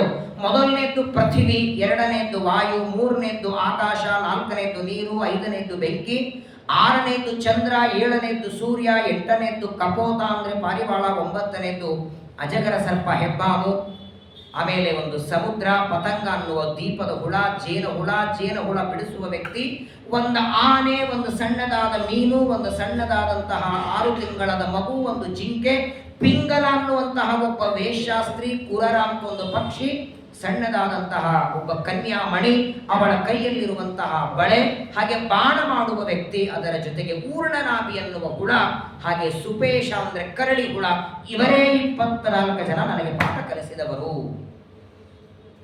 ಇವರೆಲ್ಲರಿಂದ ಒಂದೊಂದು ವಿದ್ಯೆಯನ್ನು ಕಲ್ತದ್ದರಿಂದ ಇವತ್ತು ವೈರಾಗ್ಯದಿಂದ ಇದ್ದೇನೆ ಅಂತ ಅವಧೂತರು ಹೇಳಿದರೆ. ಯದುರಾಜ ಅಂತಾನೆ, ಇವರೇನು ಪಾಠ ಹೇಳ್ತಾರೆ ಆಚಾರ್ಯ ನಿಮಗೆ? ಇವರಿಗೆ ಮಾತಾಡ್ಲಿಕ್ಕೆ ಬರ್ತದ? ಏನು ಪಾಠ ಕಲ್ತ್ರಿ? ಬಹಳ ಸುಂದರವಾಗಿ ಹೇಳ್ತಾರೆ. ಮೊದಲಿಗೆ ಪಂಚಭೂತಗಳು, ಪೃಥ್ವಿ, ಅಪತೇಜ, ವಾಯು, ಆಕಾಶ. ನಾವೇನು ಪ್ರತಿನಿತ್ಯ ಬೆಳಗ್ಗೆ ಎದ್ದು ರಾತ್ರಿ ಮಲಗುವವರೆಗೆ ಓಡಾಡ್ತೇವೆ, ತಿರುಗಾಡ್ತೇವೆ, ಮಲಗುತ್ತೇವೆ, ಕೂಡ್ತೇವೆ, ಉಗುಳ್ತೇವೆ, ಚೆಲ್ಲುತ್ತೇವೆ, ನಮ್ಮ ಭಾರವನ್ನ ಸಹನೆ ಮಾಡುವ ಈ ಭೂಮಿಯಿಂದ ನಾನು 2 ಗುಣ ಕಲಿತೆ ಅಂತಾರೆ. ಭೂತೈರಾಕ್ರಮ್ಯಮಾಣೋಪಿ ಧೀರೋ ದೈವ ವಶಾನುಗೈಃ ತದ್ವಿಧಾಂ ನ ಚಲೇನ್ಮಾರ್ಗ ಅನುಶಿಕ್ಷಂ ಕ್ಷಿತೇರ್ವ್ರತಂ. ಯದುರಾಜನಿಗೆ ಅವಧೂತರಂತಾರೆ, ನಾನು ಭೂಮಿಯಿಂದ ಕಲ್ತದ್ದು ಮೊದಲನೇ ಗುಣ. ಒಂದು ಗುರಿ ಸಾಧಿಸಬೇಕಾದರೆ ಎಷ್ಟೇ ಅಡ್ಡಿಗಳು ಬರಲಿ, ವಿಘ್ನಗಳು ಬರಲಿ, ಅದಕ್ಕೆ ತಲೆ ಕೊಡದೆ ನಾವು ಸಾಧಿಸಬೇಕಾದ ಗುರಿಯ ಕಡೆಗೆ ಗಮನ ಇರಬೇಕು. ಧೈರ್ಯದಿಂದ ಬೇಕಾದಷ್ಟು ಜನ ಅಡ್ಡಿ ಮಾಡಲಿ. ಸಾಮಾನ್ಯ ನೋಡಿ, ಕಲಿಯುಗದೊಳಗೆ ಹೆಚ್ಚು ವಿಘ್ನಗಳು ಬರೋದು ಯಾವುದಕ್ಕೆ? ಶ್ರೇಯಾಂಸಿ ಬಹು ವಿಜ್ಞಾನಿ. ತೀರ್ಥಯಾತ್ರೆಗೆ, ಪ್ರದಕ್ಷಿಣೆಗೆ, ಪ್ರವಚನಕ್ಕೆ, ಪಾಠಕ್ಕೆ, ಜಪಕ್ಕೆ. ನೋಡಿಬೇಕಾದ್ರೆ ನಿಮ್ಮ ಗೆಳೆಯನಿಗೆ ಕೇಳಿ, ನಾಳೆ ಹೆಂಗೋ ಚಂದ್ರಗ್ರಹಣ ಇದೆ, ಬೆಳಗ್ಗೆ ಏನು ಕಾರ್ಯಕ್ರಮ ಇಲ್ಲ, ಬೆಳಗ್ಗೆ 1-2 ಗಂಟೆ ಸಂಘದಲ್ಲಿ ಕೂತ್ಕೊಂಡು ಸುಂದರಕಾಂಡ ಪಾರಾಯಣ ಮಾಡಿ ಬರೋಣ, ಹೋಗೋಣ ಬರ್ತೀಯಾ ಅಂತ ಕೇಳಿ, 9ಕ್ಕೆ ಒಂದು ಕೆಲಸ ಮಾಡಿ 8:30 ಒಂದ್ಸಲ ಫೋನ್ ಮಾಡ್ರಿ ಹೇಳ್ತೇನೆ ಅಂತ ನಾವು ತಕ್ಷಣದಲ್ಲಿ ಬರ್ತೇನೆ ಅನ್ನಲ್ಲ. ಅದೇ ಗೆಳೆಯನಿಗೆ ಮತ್ತು ಹೆಂಗೋ ಗ್ರಹಣ ಇದೆ, 1-2 ತಾಸು ಎಲ್ಲರೂ ಹೋಗಿ ತಿರುಗಾಡ್ಕೊಂಡು ಬರೋಣ, ಮೊದಲು ಬರ್ತೇನೆ ಅಷ್ಟೊತ್ತಿಗೆ ಹೋಗೋಣ, 6:30 ಮನೆಗೆ ಬಂದ್ಬಿಡ್ಲಾ ಅಂತಾನೆ. ಕಲಿಯುಗದೊಳಗೆ ಪಾಠಕ್ಕೆ, ಪ್ರವಚನಕ್ಕೆ ಅವಕಾಶನೂ ಇಲ್ಲ, ಅದಕ್ಕೆ ಪ್ರೋತ್ಸಾಹ ಕೊಡುವ ಜನನು ಕಡಿಮೆ. ಏನೋ ಒಂದು ಮಾಡಬೇಕು ಅಂತ ಹೊರಟ್ರೆ ಮೊದಲು ಅಡ್ಡಗಾಲ ಹಾಕೋರು ಬಹಳ ಇದ್ದಾರೆ. ಯಾಕೆ ಮಾಡ್ತಿ, ಏನಾಗತ್ತೆ, ಅದರಿಂದ ಏನಾಗತ್ತೆ, ಹಿಂಗಾಗತ್ತೆ. ಆದರೆ ನಾನು ಕಲ್ತದ್ದು ಅವಧೂತರಂತಾರೆ ಬೇಕಾದಷ್ಟು ಸಾವಿರಾರು. ಈಗ ಇಷ್ಟು ಜನ ಪ್ರವಚನ ಕೂತೀರಿ, ಎಲ್ಲ ಕಾಲು ಕೆಳಗೆ ಬಿಟ್ಕೊಂಡು ಕೂತಿರ್ತಾರೆ. ಏನೋ ಅಕಸ್ಮಾತ್ ಆಗಿ ಬೈ ಚಾನ್ಸು ಒಬ್ಬರಿಗೆ ಕಾಲ್ತಾಗಿರ್ ತಕ್ಷಣದಲ್ಲಿ ನಮಸ್ಕಾರ ಮಾಡ್ತೀರಿ. ಅವ್ರು ದೊಡ್ಡವರೇ ಇರಲಿ ಸಣ್ಣವರೇ ಇರಲಿ, ನಮ್ಮಿಂದ ತಪ್ಪು, ನಾವೇನು ಬೇಕಂತ ಒಂದದ್ದಲ್ಲ. ಅಕಸ್ಮಾತ್ ಆಗಿ ಕಾಲು ತಾಕಿದರೂ ನಾವು ನಮಸ್ಕಾರ ಮಾಡ್ತೇವೆ. ಬೆಳಗ್ಗೆದ್ದು ರಾತ್ರಿ ಮಲಗೋವರೆಗೆ ಒದಿತೇವೆ, ತುಳಿತೇವೆ, ಎಲ್ಲವೂ ಮಾಡ್ತೇವೆ. ನಾವು ತಿನ್ನುವ ಅನ್ನ ಬರೋದೇ ಭೂಮಿಯಿಂದ, ನದಿಗಳ ಹರಿಯೋದು ಭೂಮಿಯ ಮೇಲೆ. ಎಷ್ಟೇ ಆಕ್ರಮಣ ಮಾಡಿದರೂ ಕೋಪ ಮಾಡ್ಕೊಳ್ಳೋದಿಲ್ಲ, ತಾನು ಮಾಡಬೇಕಾದ ಕಾರ್ಯ ಮಾಡಿಯೇ ಮಾಡ್ತಾಳೆ. ಆ ಧೈರ್ಯ, ಸ್ಥೈರ್ಯ ಅದನ್ನ ಭೂಮಿಯಿಂದ ನಾನು ಕಲಿತೆ ಅಂತ ನೋಡಿ. ಗುರಿ ಮುಟ್ಟಬೇಕಾದರೆ ಮಧ್ಯದಲ್ಲಿ ಅಡ್ಡಿಗಳ ಬಂದರೂ ತಲೆ ಕೆಡಿಸ್ಕೋಬಾರದು, ಹೋಗ್ತಿರ್ಬೇಕು. ಇದನ್ನು ಒಂದನ್ನ ಭೂಮಿಯಿಂದ ಕಲಿತೆ. ಎರಡನೇದ್ದು ಕಲಿತೆ ನಾನು ಭೂಮಿಯಿಂದ ಇನ್ನೊಂದು ಗುಣ ಕಲಿತೆ, ಕ್ಷಮಾ ಗುಣ ಕಲಿತೆ. ಕ್ಷಮಯ ಧರಿತ್ರಿ ಅಂತ ಹೆಸರೇ ಇದೆ. ಯಾರೇ ತಪ್ಪು ಮಾಡಲಿ, ಮಾಡಿದ ತಪ್ಪಿಗೆ ದಂಡ ಕೊಡೋದಲ್ಲ, ಕ್ಷಮೆ ಮಾಡಬೇಕು. ಅದನ್ನು ನಾನು ಭೂಮಿಯಿಂದ ಕಲಿತೆ. ಎಷ್ಟು ಅಪರಾಧಗಳು ನಮ್ಮಿಂದ ನಡೀತದೆ, ಆದರೂ ಭೂದೇವಿ ಕ್ಷಮಾ ಮಾಡ್ತಾಳೆ. ಜೊತೆಗೆ ಇನ್ನೊಂದು ಮಾತು ಹೇಳ್ತಾರೆ, ಭೂಮಿಯ ಮೇಲೆ ಬೆಳೆದ ಧಾನ್ಯವಾಗಿರಲಿ, ಗಿಡಮರಗಳಿರಲಿ, ಹೂವು ಹಣ್ಣುಗಳಿರಲಿ, ಹರಿಯುವ ನದಿಗಳಿರಲಿ, ಯಾವುದು ತನಗಬೇಕು ಅಂತ ತಾನು ಭೂದೇವಿ ತಿನ್ನೋದಿಲ್ಲ. ನಾನೇ ಬೆಳೆಸಿದ ಮಾವಿನ ಮರ ಇದೆ ಅಂತ 1-2 ಹಣ್ಣು ನಾನು ತಿನ್ನೋದಿಲ್ಲ. ಹಾಗೆ ನಾವು ಸಂಪಾದನೆ ಮಾಡಿದ ಸಂಪತ್ತು ಅದು ನಮ್ಮ ಭೋಗಕ್ಕೆ ಇರೋ ಹಾಗೆ ದೇವತೆಗಳಿಗೆ, ಗುರುಗಳಿಗೆ, ಬ್ರಾಹ್ಮಣರಿಗೆ, ದಾನ ಧರ್ಮಕ್ಕೆ ಅಂತ ಸ್ವಲ್ಪ ಇಡಬೇಕು. ಅದನ್ನು ನಾನು ಭೂಮಿಯಿಂದ ಕಲಿತೆ. ಎರಡನೇದ್ದು ಗಾಳಿ. ಗಾಳಿಯಿಂದ ನಾನು ಕಲಿತೆ ಅಂತಾರೆ. ಸಾಮಾನ್ಯವಾಗಿ ಗಾಳಿ 2, ಹೊರಗಡೆ ಸಂಚಾರ ಮಾಡುವ ಗಾಳಿ ಒಂದು, ಒಳಗೆ ಒಂದು ಗಾಳಿ ಇದೆ. ನೋಡಿ, ದೇವರ ಅನುಗ್ರಹವನ್ನು ನಾವೆಲ್ಲರೂ ನೆನೆಸ್ಕೊಳ್ಬೇಕು. ಫ್ಯಾನ್ಗಳು ಹಚ್ಚಿದ್ದಾರೆ, ಈ ಫ್ಯಾನ್ಗಳು ಇಷ್ಟು ತಿರುಗುತ್ತಾ ಇದೆ, ಗಾಳಿ ಬರ್ತಿದೆ, ಇದಕ್ಕೆ ಬಿಲ್ ಅದನೋ ಇಲ್ಲ? ಇಷ್ಟು ತಿರುಗಿದ್ದಕ್ಕೆ ಕರೆಂಟ್ ಬಿಲ್ ಬರುತ್ತಲ್ಲ. ಆದರೆ ದೇವರ ಅನುಗ್ರಹ ನೋಡಿ, ಬೆಳಗ್ಗಿಂದ ರಾತ್ರಿಯವರೆಗೆ 360 ನಾವು ಬದುಕುವ 100 ವರ್ಷ ಗಿಡಗಳ ಮೂಲಕ ಫ್ರೀಯಾಗಿ ಆಕ್ಸಿಜನ್ ಪರಮಾತ್ಮ ವಾಯುದೇವರು ಕೊಟ್ಟಿದ್ದಾರೆ. ನಿನ್ನೆ ಪ್ರವಚನ ಮುಗಿಸ್ಕೊಂಡು ನಾನು ಹೋಗುವಾಗ ಪೆಟ್ರೋಲ್ ಪಂಪಿಗೆ ಹೋಗಿದೆ. ಪೆಟ್ರೋಲ್ ಹಾಕಿದ ಮೇಲೆ ಮುಂದ್ಗಡೆ ಗಾಳಿ ಹಾಕ್ತಾರೆ ನೋಡಿ. ಒಂದು 20 ಜನ ನಿಂತಿದ್ರು. ಅವನೇನೋ ಅದನ್ನ ಹಾಕೋನು ಅದನ್ನು ಸೆಟ್ ಮಾಡಿಟ್ಟಿದ್ದ. 30-40 60 ರೂಪಾಯಿ ಕೊಟ್ಟು ಹೋಗೋರು. ದೇವರ ಉಪಕಾರ ನೆನಪಾಯ್ತು. 2 ಗಾಲಿಯಲ್ಲಿ ಗಾಳಿ ಹಾಕ್ಲಿಕ್ಕೆ ನೀವು ದುಡ್ಡು ಕೊಡಬೇಕು. 360 ದಿನ ಫ್ರೀಯಾಗಿ ಗಾಳಿ ಕೊಟ್ಟಿದ್ದಾನಲ್ಲ ದೇವರು.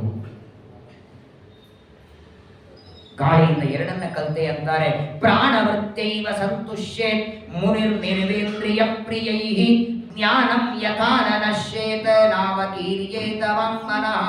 ಈಗ ಹೊಸ್ತಿಲದ ಮೇಲೆ ಒಂದೇನೋ ಮಲ್ಲಿಗೆ ಹೂವು ಏನೋ ಇಟ್ಟಿದೆ ಅಂತ ಇಟ್ಕೊಳ್ಳಿ. ಹೊರಗಿನಿಂದ ಗಾಳಿ ಬಂತು ಅಂದ್ರೆ ಸುಗಂಧ ಬರ್ತದೆ. ಅದೇ ಹೊಸ್ತಿಲದ ಮೇಲೆ ಗೋಮಯಾನೋ ಅಥವಾ ಏನೋ ಒಂದು ಹೊಲಸು ಪದಾರ್ಥ ಇಟ್ಟರೆ ದುರ್ಗಂಧ ಬರ್ತದೆ. ಆ ಸುಗಂಧ ದುರ್ಗಂಧಗಳು ಗಾಳಿಯ ದೋಷವಾ? ಯಾವ ವಸ್ತುವಿನ ಮೇಲೆ ಗಾಳಿ ಹಾಯ್ದು ಬರ್ತದೆ ಆ ತರಹದ ವಾಸನೆ. ಅದು ಕೆಟ್ಟ ಪದಾರ್ಥದ ಮೇಲೆ ಬರಲಿ, ಒಳ್ಳೆ ಪದಾರ್ಥದ ಮೇಲೆ ಬರಲಿ, ಪದಾರ್ಥದ ಅಂಟುಕೊಳ್ಳೋದಿಲ್ಲ. ಹಾಗೆ ಗಾಳಿಯಂತೆ ಅಂಟುಕೊಳ್ಳದೆ ಮನುಷ್ಯ ಇರಬೇಕು. ಇವತ್ತು 90% ನಾವು ದುಃಖಕ್ಕೆ ಒಳಗಾದದ್ದೇ ಪ್ರತಿಯೊಂದನ್ನು ಹಚ್ಚಿಕೊಂಡು ಅಂಟುಕೊಂಡದ್ದಕ್ಕೆ. ಎಲ್ಲರ ಜೊತೆಗಿರಬೇಕು, ಎಲ್ಲರ ಒಳಗೆ ಇದ್ರೂ ಕೂಡ ಪ್ರಾಣವೃತ್ತಿ ಗಾಳಿ ಇದ್ದಂಗಿರಬೇಕು. ಯಾವುದೂ ತನಗೆ ಹಚ್ಚಿಕೊಳ್ಳದೆ ವಿಷಯಗಳಲ್ಲಿ ಮಗ್ನ ಆಗಬಾರದು.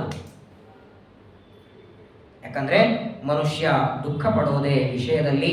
ವಿಷಯೇಶ್ವಾವಿಷನ್ಯೋಗಿ ನಾಮ ಧರ್ಮೇಶರಾತ್ಮನಃ ಗುಣದೋಷಾನ್ವಯೇನಾತ್ಮ ನ ವಿಸಜ್ಜೇತ ವಾಯುವತ್. ನೋಡಿ, ನಮ್ಮ ಕಣ್ಣಿಗೆ ಸೂರ್ಯ ಚಂದ್ರರಿದ್ದಾರೆ. ಅವರಿಗೆ ಬಹಳ ದಿನ ಒಳಗೆ ಇದ್ದು ಬೇಸರಾಗಿ ಒಂದಿನ ಕಣ್ಣಿನಿಂದ ಹೋಗಿಬಿಟ್ರೆ ಕುರುಡಾದದ್ದಕ್ಕೆ ಕಾಣಿಸೋದು ಮಾತ್ರ ಇಲ್ಲ, ಜೀವ ನಡೆಯುತ್ತೋ ಇಲ್ಲೋ, ಓಡಾಡೋದು ತಿರುಗಾಡೋದು ಊಟ ಎಲ್ಲ ನಡೆಯುತ್ತೆ. ಕಿವಿಗೆ ಅಭಿಮಾನಿಗಳು ದೇಹದಿಂದ ಹೋದರೆ ಕೇಳಿಸೋದು ಮಾತ್ರ ಇಲ್ಲ, ಉಳಿದೆಲ್ಲ ನಡೀತದೆ. ಒಬ್ಬೊಬ್ಬ ದೇವತೆಗಳು ಶರೀರದಿಂದ ಹೋದರೆ ಆ ಒಂದು ಇಂದ್ರಿಯ ಮಾತ್ರ ಕೆಲಸ ಮಾಡಲ್ಲ. ಆದ್ರೆ ಈ ಅಪ್ಪ ಇದ್ದಾರಲ್ಲ, ಇವರೊಬ್ಬರು ಹೊರಗೆ ಬಂದ್ರೆ ಸಾಕು, ಒಣಗಿದ ಕಟ್ಟಿಗೆ ಬಿದ್ದಾಗಿ ಆ ಶರೀರ ಬಿದ್ದಿರ್ತದೆ ಅನ್ನೋದಕ್ಕಾಗಿ ಇವರಿಗೆ ಪ್ರಾಣದೇವ. ಹಾಗಾದ್ರೆ ಗಾಳಿಯಲ್ಲಿ ನೋಡಬೇಕಾದರೆ ಎಲ್ಲ ಇಂದ್ರಿಯಗಳಲ್ಲಿ, ಇಂದ್ರಿಯಾಭಿಮಾನಿಗಳಲ್ಲಿ ಅಸುರಾವೇಶ ಆದದ್ದರಿಂದ ಆ ಇಂದ್ರಿಯಗಳಿಂದ ಒಳ್ಳೆಯದು ಕೆಟ್ಟದ್ದು ಆಗತ್ತೆ. ಆದರೆ ಪ್ರಾಣದೇವರಲ್ಲಿ ಅಸುರಾವೇಶ ಇಲ್ಲ. ಹಾಗಾಗಿ ಉಸಿರಾಟದೊಳಗೆ ಒಳ್ಳೆಯ ಉಸಿರಾಟ, ಕೆಟ್ಟ ಉಸಿರಾಟ ಅಂತ ಎರಡಿಲ್ಲ. ಉಸಿರಾಟ ಇದೆ, ಉಸಿರಿಲ್ಲ, ಎರಡೇ. ವಾಯುದೇವರಲ್ಲಿ ಅಸುರಾವೇಶ ಇಲ್ಲ. ಎಲ್ಲೇ ಸಂಚಾರ ಮಾಡಲಿ, ಸ್ಮಶಾನದಲ್ಲಿ ಹೆಣದ ಮೇಲೂ ಗಾಳಿ ಆಡಿ ಬರ್ತದೆ, ಅಂದ ಮಾತ್ರ ಮೈಲಿಗೆ ಅಂತಿರ ಗಾಳಿಯನ್ನ. ನೋಡಿ, ಮಡಿ ಮೇಲಿಗೆ ವಿಷಯದಲ್ಲಿ ಕೆಲವೊಂದು ಸೂಕ್ಷ್ಮ ವಿಚಾರ ಇದೆ. ಈಗ ಊಟಕ್ಕೆ ಕೂತಿರ್ತೇನೆ, ಊಟಕ್ಕೆ ಕೂತಾಗ ನಿಮ್ಮ ಪಕ್ಕದ ಎಲೆಯಲ್ಲಿ ಏನೋ ಒಂದು ಪದಾರ್ಥ ಹಾಕಿದರು, ಅದನ್ನ ಜಾರಿ ನಿಮ್ಮ ಎಲೆಗೆ ಬಂತು. ಹಾಗೇನ್ ಮಾಡ್ತೀರಿ?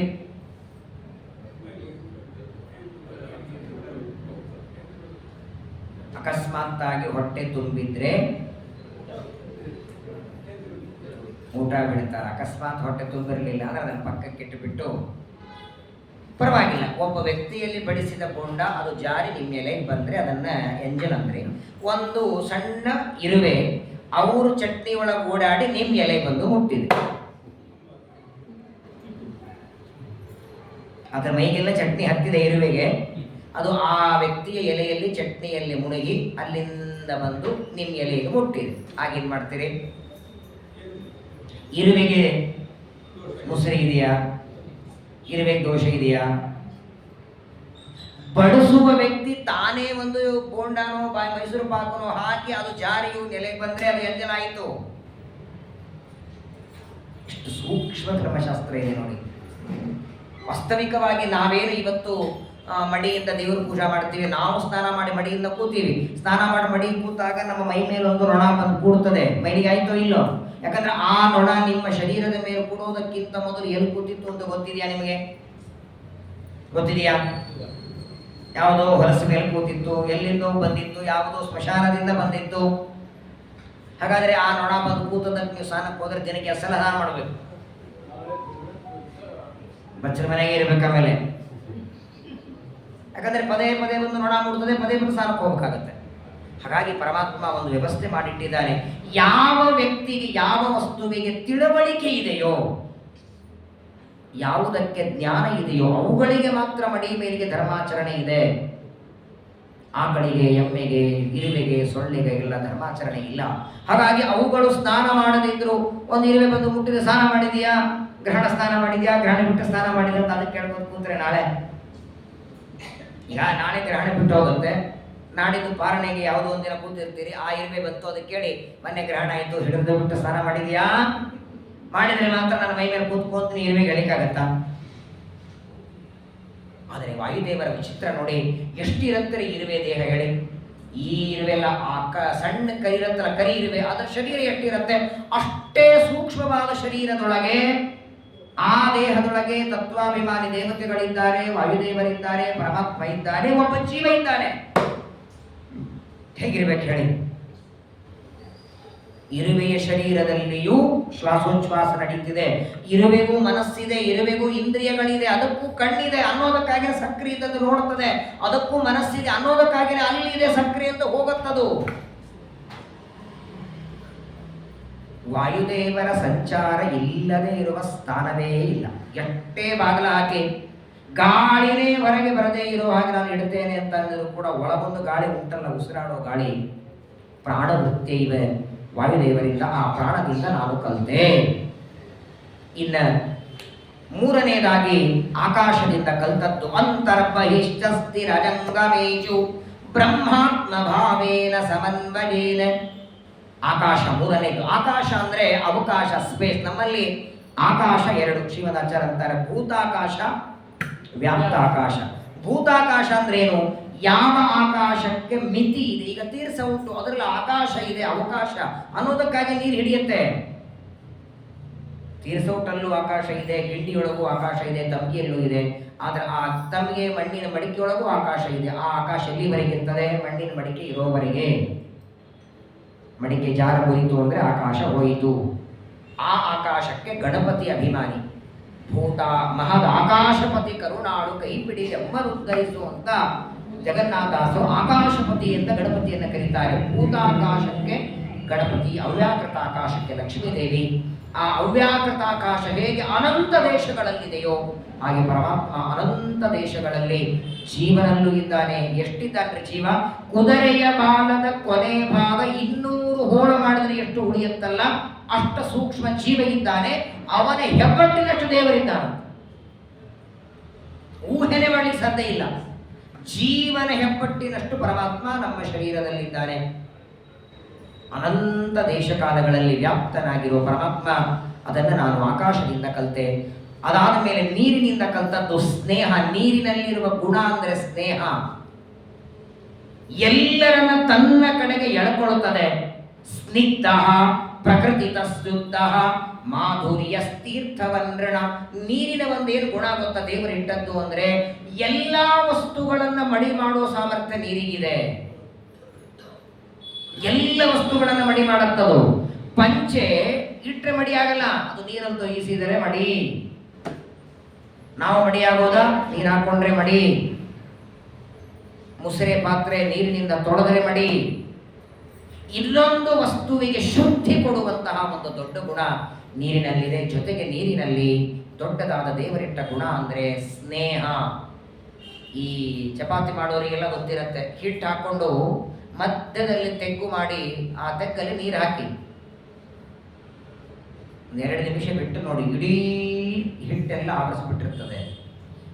ಆ ನೀರು ತನ್ನ ಕಡೆಗೆ ಎಳ್ಕೊಂಡು ಬಿಡುತ್ತದೆ ಹಿಟ್ಟನ್ನು. ಇನ್ನೊಂದನ್ನು ತನ್ನ ಕಡೆಗೆ ಎಳೆದುಕೊಳ್ಳುವ, ಇನ್ನೊಬ್ಬರ ಮೇಲೆ ಸ್ನೇಹ ಮಾಡುವ ಗುಣ, ಅದನ್ನು ನಾನು ನೀರಿನಿಂದ ಕಲಿತೆ. ಪೃಥ್ವಿ, ವಾಯು, ಆಕಾಶ, ಅದಾದ ಮೇಲೆ ಜಲ, ನೀರು. 5ನೇದ್ದು ಪಂಚಭೂತದಲ್ಲಿ ಅಗ್ನಿ. ಅಗ್ನಿಯಿಂದ ಏನು ಕಲ್ತ್ರಿ ಅಂದ್ರೆ ನಾದತ್ತೆ ಪಾಪಮಗ್ನಿವತ್. ಅಗ್ನಿಯಿಂದ ನಾನು ಕಲ್ತದ್ದು ಇದೇನು ಮಡಿ ಮೈಲಿಗೆ ಅಂತ ನಾವೇನು ಆಚರಣೆ ಮಾಡ್ತೇವೋ ಇದು ಯಾರಿಗೆ? ದೇಹಕ್ಕೆ ಸಂಬಂಧಪಟ್ಟದ್ದು, ಜೀವನಿಗೋ? ಜೀವ ಎಂದು ಮೈಲಿಗೆ ಆಗೋದೇ ಇಲ್ಲ. ಅವನು ಯಾವಾಗಲೂ ಮಡಿಯವನು. ಅನಾದಿ ಕಾಲದಿಂದ ಬೇರೆ ಬೇರೆ ಶರೀರವನ್ನು ಪಡಿತಾ ಹೋಗ್ತಾನೆ. ಶರೀರಕ್ಕೆ ಮಡಿ ಮೈಲಿಗೆ ಇದೆ. ಸ್ಮಶಾನದಲ್ಲಿ ದೇಹವನ್ನು ಸುಟ್ಟು ಬರ್ತದೆ ಅಗ್ನಿ. ಹಾಗಾದ್ರೆ ಸ್ಮಶಾನದಲ್ಲಿ ಹೆಣ ಸುಟ್ಟಿದೆ, ಮೈಲಿಗಿದೆ, ನಾಳೆ ಅಗ್ನಿ ಹೋಗ್ಸಲ್ವಾ? ಊಟ ಹೆಂಗ್ ಮತ್ತೆ? ವಾಸ್ತವಿಕ ನೋಡಿ, ಎಲ್ಲಾ ದೇವತೆಗಳಿಗೆ ಅವರದ್ದೇ ಬಣ್ಣ ಇದೆ. ಅಗ್ನಿಯ ನ್ಯಾಚುರಲ್ ಬಣ್ಣ ಅಂದ್ರೆ ರಕ್ತವರ್ಣ. ಅಗ್ನಿಯ ನ್ಯಾಚುರಲ್ ಬಣ್ಣ ಕೆಂಪು ಬಣ್ಣ. ನೀವು ಗ್ಯಾಸ್ ಹಚ್ಚಿದಾಗ ಬರೋದು ಅದು ಅಗ್ನಿಯ ದೋಷ. ಹಾಗಾಗಿ ಗ್ಯಾಸು ಮಡಿಗೆ ಬರಲ್ಲ. ಗ್ಯಾಸು ಮಡಿಗೆ ಬರದೇ ಇರೋದಕ್ಕೆ ಬೇರೆ ನೋಡಿ, ನಮ್ಮಲ್ಲಿ ಕೆಲವು ಪದಾರ್ಥಗಳು ಬಣ್ಣದಿಂದಲೇ ನಿಷೇಧ ಮಾಡಿದ್ದು. ಟಮಾಟೆ ಆಗಲಿ ಅಥವಾ ಈ ಬೀಟ್ರೂಟ್ ಆಯಿತು ಅಥವಾ ಈ ಪಪ್ಪಾಯಿ ಹಣ್ಣು, ಕೆಲವು ಬಣ್ಣದಿಂದ, ಕೆಲವು ಗುಣದಿಂದ, ಕೆಲವು ರೂಪದಿಂದ, ಕೆಲವು ದೇಹದಲ್ಲಿ ವಾಸ್ತವಿಕವಾಗಿ ಆರೋಗ್ಯದ ದೃಷ್ಟಿಯೊಳಗೆ ಯಾವ ಹಣ್ಣು ಯಾವ ಕಾಯಿಗಳು ಇವೆಯೋ ಅದನ್ನೆಲ್ಲ ಶಾಸ್ತ್ರ ನಿಷೇಧ ಮಾಡಿದೆ. ಇವಾಗ ಉಳ್ಳಾಗಡ್ಡೆ ಬೆಳ್ಳುಳ್ಳಿ ತಿಂದ್ರೆ ಇಂತಿಂತ ಪಾಪಗಳಿವೆ, ಇಂತಿಂತ ಶಿಕ್ಷೆಗಳಿವೆ ಅಂತ ಅನೇಕ ವೇದಗಳು ಉಪನಿಷತ್ತು ಹೇಳುತ್ತವೆ. ನೀವೇನು ಮೆಡಿಸಿನ್ ತಗೋತೀರ ಅದ್ರಾಗ ಹಾಕಿರಲ್ವಾ? ಒಂದ್ಸಲ ಯಾರಾದ್ರೂ ಮೆಡಿಸಿನ್ ತಯಾರು ಮಾಡೋರು ಕೇಳ್ಕೊಂಡ್ ಬನ್ನಿ ಒಳಗೆ ಏನೇನು ಹಾಕ್ತೀರಂತ.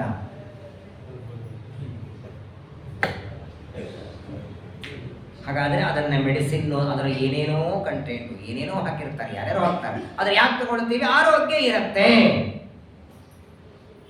ಶಾಸ್ತ್ರದಲ್ಲಿ ಕೆಲವೊಂದು ನಿಷೇಧ ಮಾಡಿದ್ದಾರೆ. ಹಾಗಾಗಿ ಕನಿಷ್ಠ ಪಕ್ಷ ದೇವರ ನೈವೇದ್ಯ ಉತ್ತಮವಾದಂತಹ ಶ್ರಾದ್ದ ಪಕ್ಷಗಳಲ್ಲಾದರೂ ಅಗ್ನಿಯನ್ನೇ ಅಡಿಗೆಯನ್ನು ಮಾಡಬೇಕು. ರಕ್ತವರ್ಣ ಅಗ್ನಿ ಇದು. ಆ ಅಗ್ನಿಯಿಂದ ನಾನು ಕಲಿತದ್ದು ಏನೇ ದೇಹಕ್ಕೆ ಇದೆ ಹೊರತು ಜನ್ಮ ಮರಣ ಎಲ್ಲವೂ ದೇಹಕ್ಕೆ ಉಂಟು.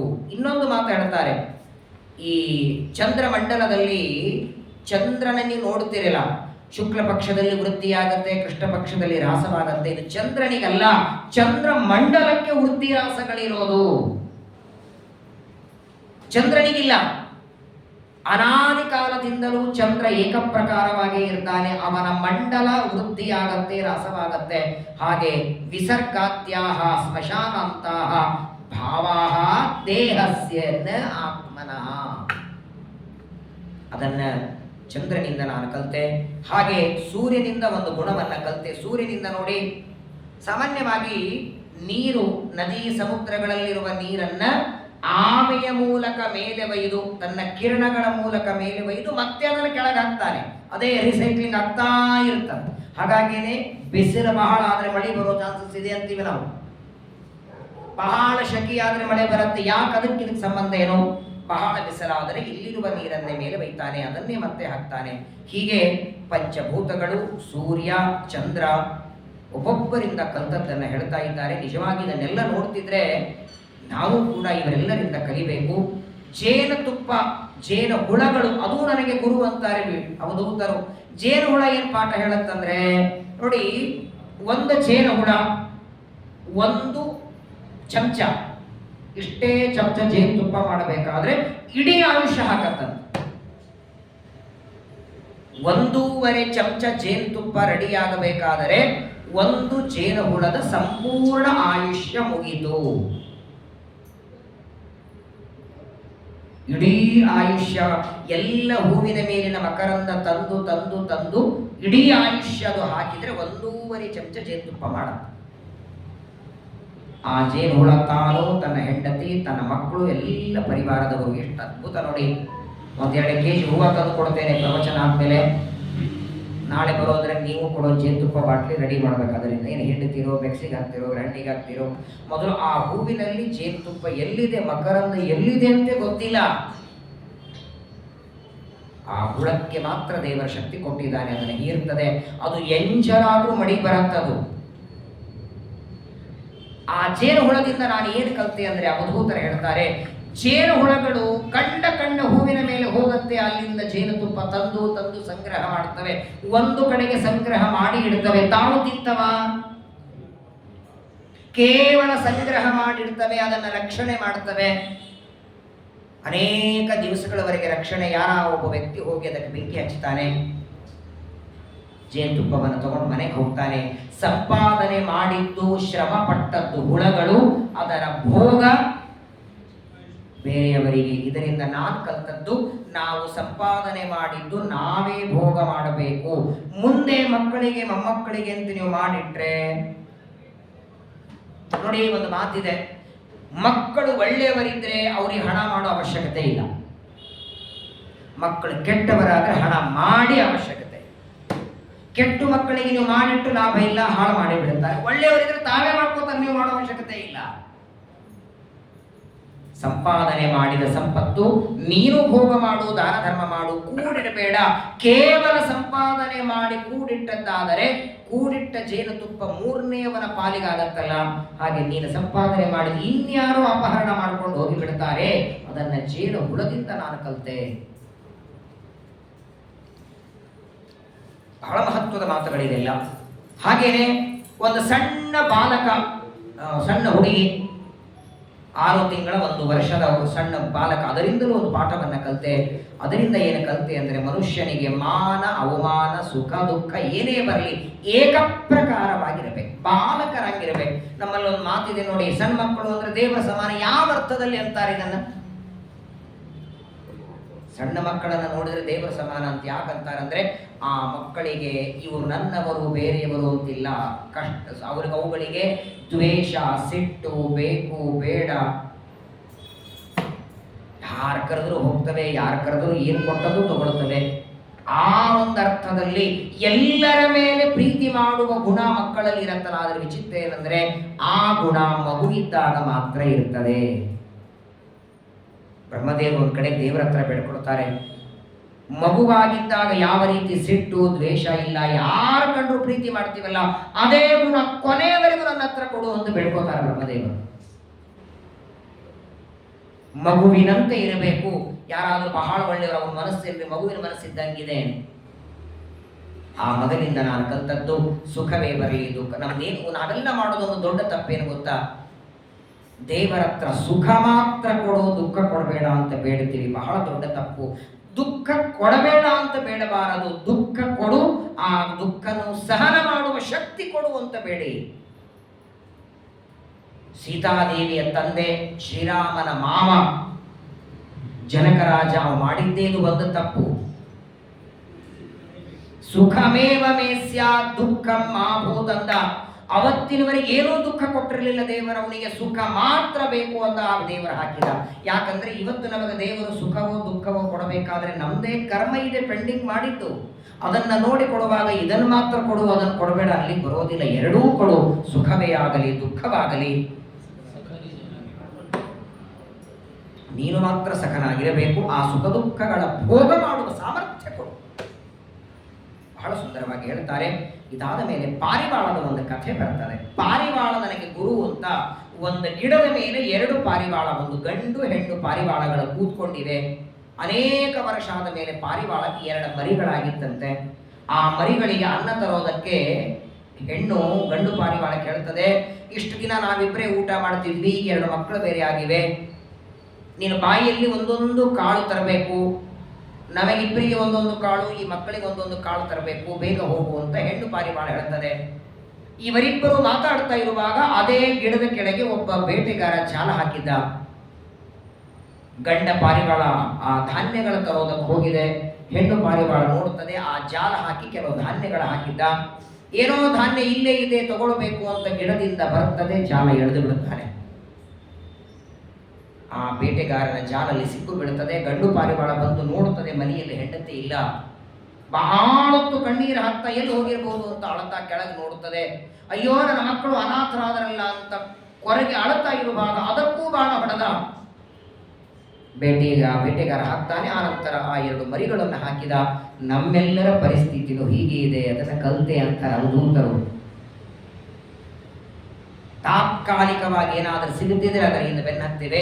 ನೋಡಿ, ಆ 2 ಪಾರಿವಾಳಗಳಿಗೆ ಹೆಂಗೆ ಬೇಟೆಗಾರ ಕೆಳಗೆ ಜಾಲ ಹಾಕಿದ್ದಲ್ಲ, ಹಂಗ ದೇವರು ನಮಗೂ ಒಂದು ಜಾಲ ಹಾಕಿದ್ದಾನೆ. ಆ ಪಾರಿವಾಳ ಕೆಳಗೆ ಬರುವುದಕ್ಕೆ ಅವನು ಧಾನ್ಯಗಳು ಹಾಕಿದ್ನಲ್ಲ, ಹಾಗೆ ದೇವರು ಒಂದು ಜಾಲವನ್ನ ಹಾಕಿ ನಮಗೂ ಧಾನ್ಯ ಹಾಕಿದ್ದಾನೆ. ಏನು ಧಾನ್ಯ? ಒಂದು ಕಡೆಗೆ ಟಿವಿ ನೋಡೋದು, ಇನ್ನೊಂದು ಕಡೆ ಓಡಾಡೋದು, ಇನ್ನೊಂದು ಕಡೆ ಶಾಪಿಂಗ್ ಮಾಡೋದು, ಇನ್ನೊಂದು ಕಡೆ ಇನ್ನೇನೋ ಮಾಡೋದು, ಇವೇ ಧಾನ್ಯಗಳು. ಅದನ್ನು ತಗೊಳ್ಬೇಕು ಅಂತ ಹೋಗ್ತೀವಿ, ಬೇಟೆಗಾರನ ಜಾಲ ಸಿಕ್ಕಿಬಿಡ್ತೀವಿ. ಆದರೆ ಆ ಬೇಟೆಯಿಂದ ತಪ್ಪಿಸ್ಕೊಳ್ಬಹುದು. ಈ ಬೇಟೆಗಾರನ ಬೇಟೆಯಲ್ಲಿ ಸಿಕ್ಕಿದ್ರೆ ಇಲ್ಲ, ಇಡೀ ಸಂಸಾರ ಜಗತ್ತಿಗೆ ಬೇಟೆಯನ್ನು ಹಾಕಿದ ಬೇಟೆಗಾರ ಪರಮಾತ್ಮ. ಅದನ್ನು ನಾನು ಪಾರಿವಾಳದಿಂದ ಕಲಿತೆ ಅಂತ ಬಹಳ ಸುಂದರವಾಗಿ ಹೇಳ್ತಾರೆ. ಇನ್ನೂ ಕೆಲವು ಗುರುಗಳಿಂದ ಕಲಿತ ವಿಚಾರ ಇದೆ, ಅದನ್ನು ಮತ್ತೆ ನಾಳೆ ದಿವಸ ಆಗೋದಿಲ್ಲ. ನಾಳೆಗೆ ಚಂದ್ರಗ್ರಹಣ ಇದ್ದದ್ದರಿಂದ ಸಾಯಂಕಾಲ ಗ್ರಹಣ ಇದ್ದದ್ದಕ್ಕೆ ಉಪನ್ಯಾಸ ಆಗೋದಿಲ್ಲ. ನಾಡಿದ್ದು ಬುಧವಾರ ಮತ್ತೆ ಸತ್ಯಬೋಧ ತೀರ್ಥರ ಆರಾಧನೆ ಪರ್ವಕಾಲ, ಮತ್ತೆ ಏಕಾದಶ ಸ್ಕಂದದ ಇನ್ನು 24 ಗುರುಗಳಲ್ಲಿ ಕೆಲವು ಗುರುಗಳ ಕಥೆ ಇದೆ.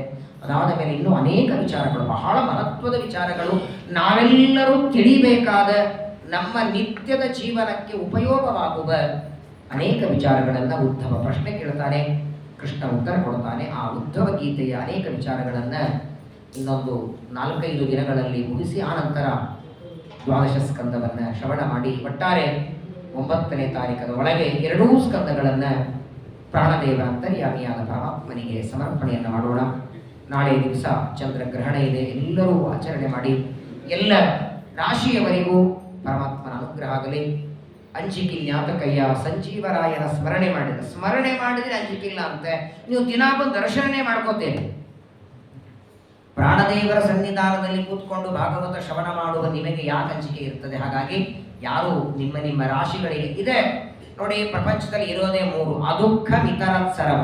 ಒಂದು ದೇವರು, ಒಂದು ಜೀವರು, ಇನ್ನೊಂದು ಜಡವಾದ ಕಲ್ಲು ಮಣ್ಣು. ಜಡವಾದ ಕಲ್ಲು ಮಣ್ಣುಗಳಿಗೆ ದುಃಖ ಕೊಡ್ಲಿಕ್ಕಾಗಲ್ಲ. ಇನ್ನು ಪರಮಚೇತನ ದೇವರಿಗೆ ಇದು ಕೊಡಬೇಕು ಯಾರಿಗೆ? ಹಾಗಾಗಿ ಅನಿವಾರ್ಯವಾಗಿ ನಮಗೆ ಕೊಡಬೇಕಂತ ಹೇಳಿ ಏನೋ ದುಃಖ ಏನೋ ಆಗತ್ತೆ ಅಂತ ಯಾರು ಟೆನ್ಷನ್ ಮಾಡ್ಕೋಬೇಡಿ. ಅದಕ್ಕೆ ಮಾಡಬೇಕಾದ ಜಪ ಪಾರಾಯಣ ಮಾಡಿ ಆ ದೋಷವನ್ನು ಪರಿಹಾರ ಮಾಡ್ಕೊಳ್ಬೋದು.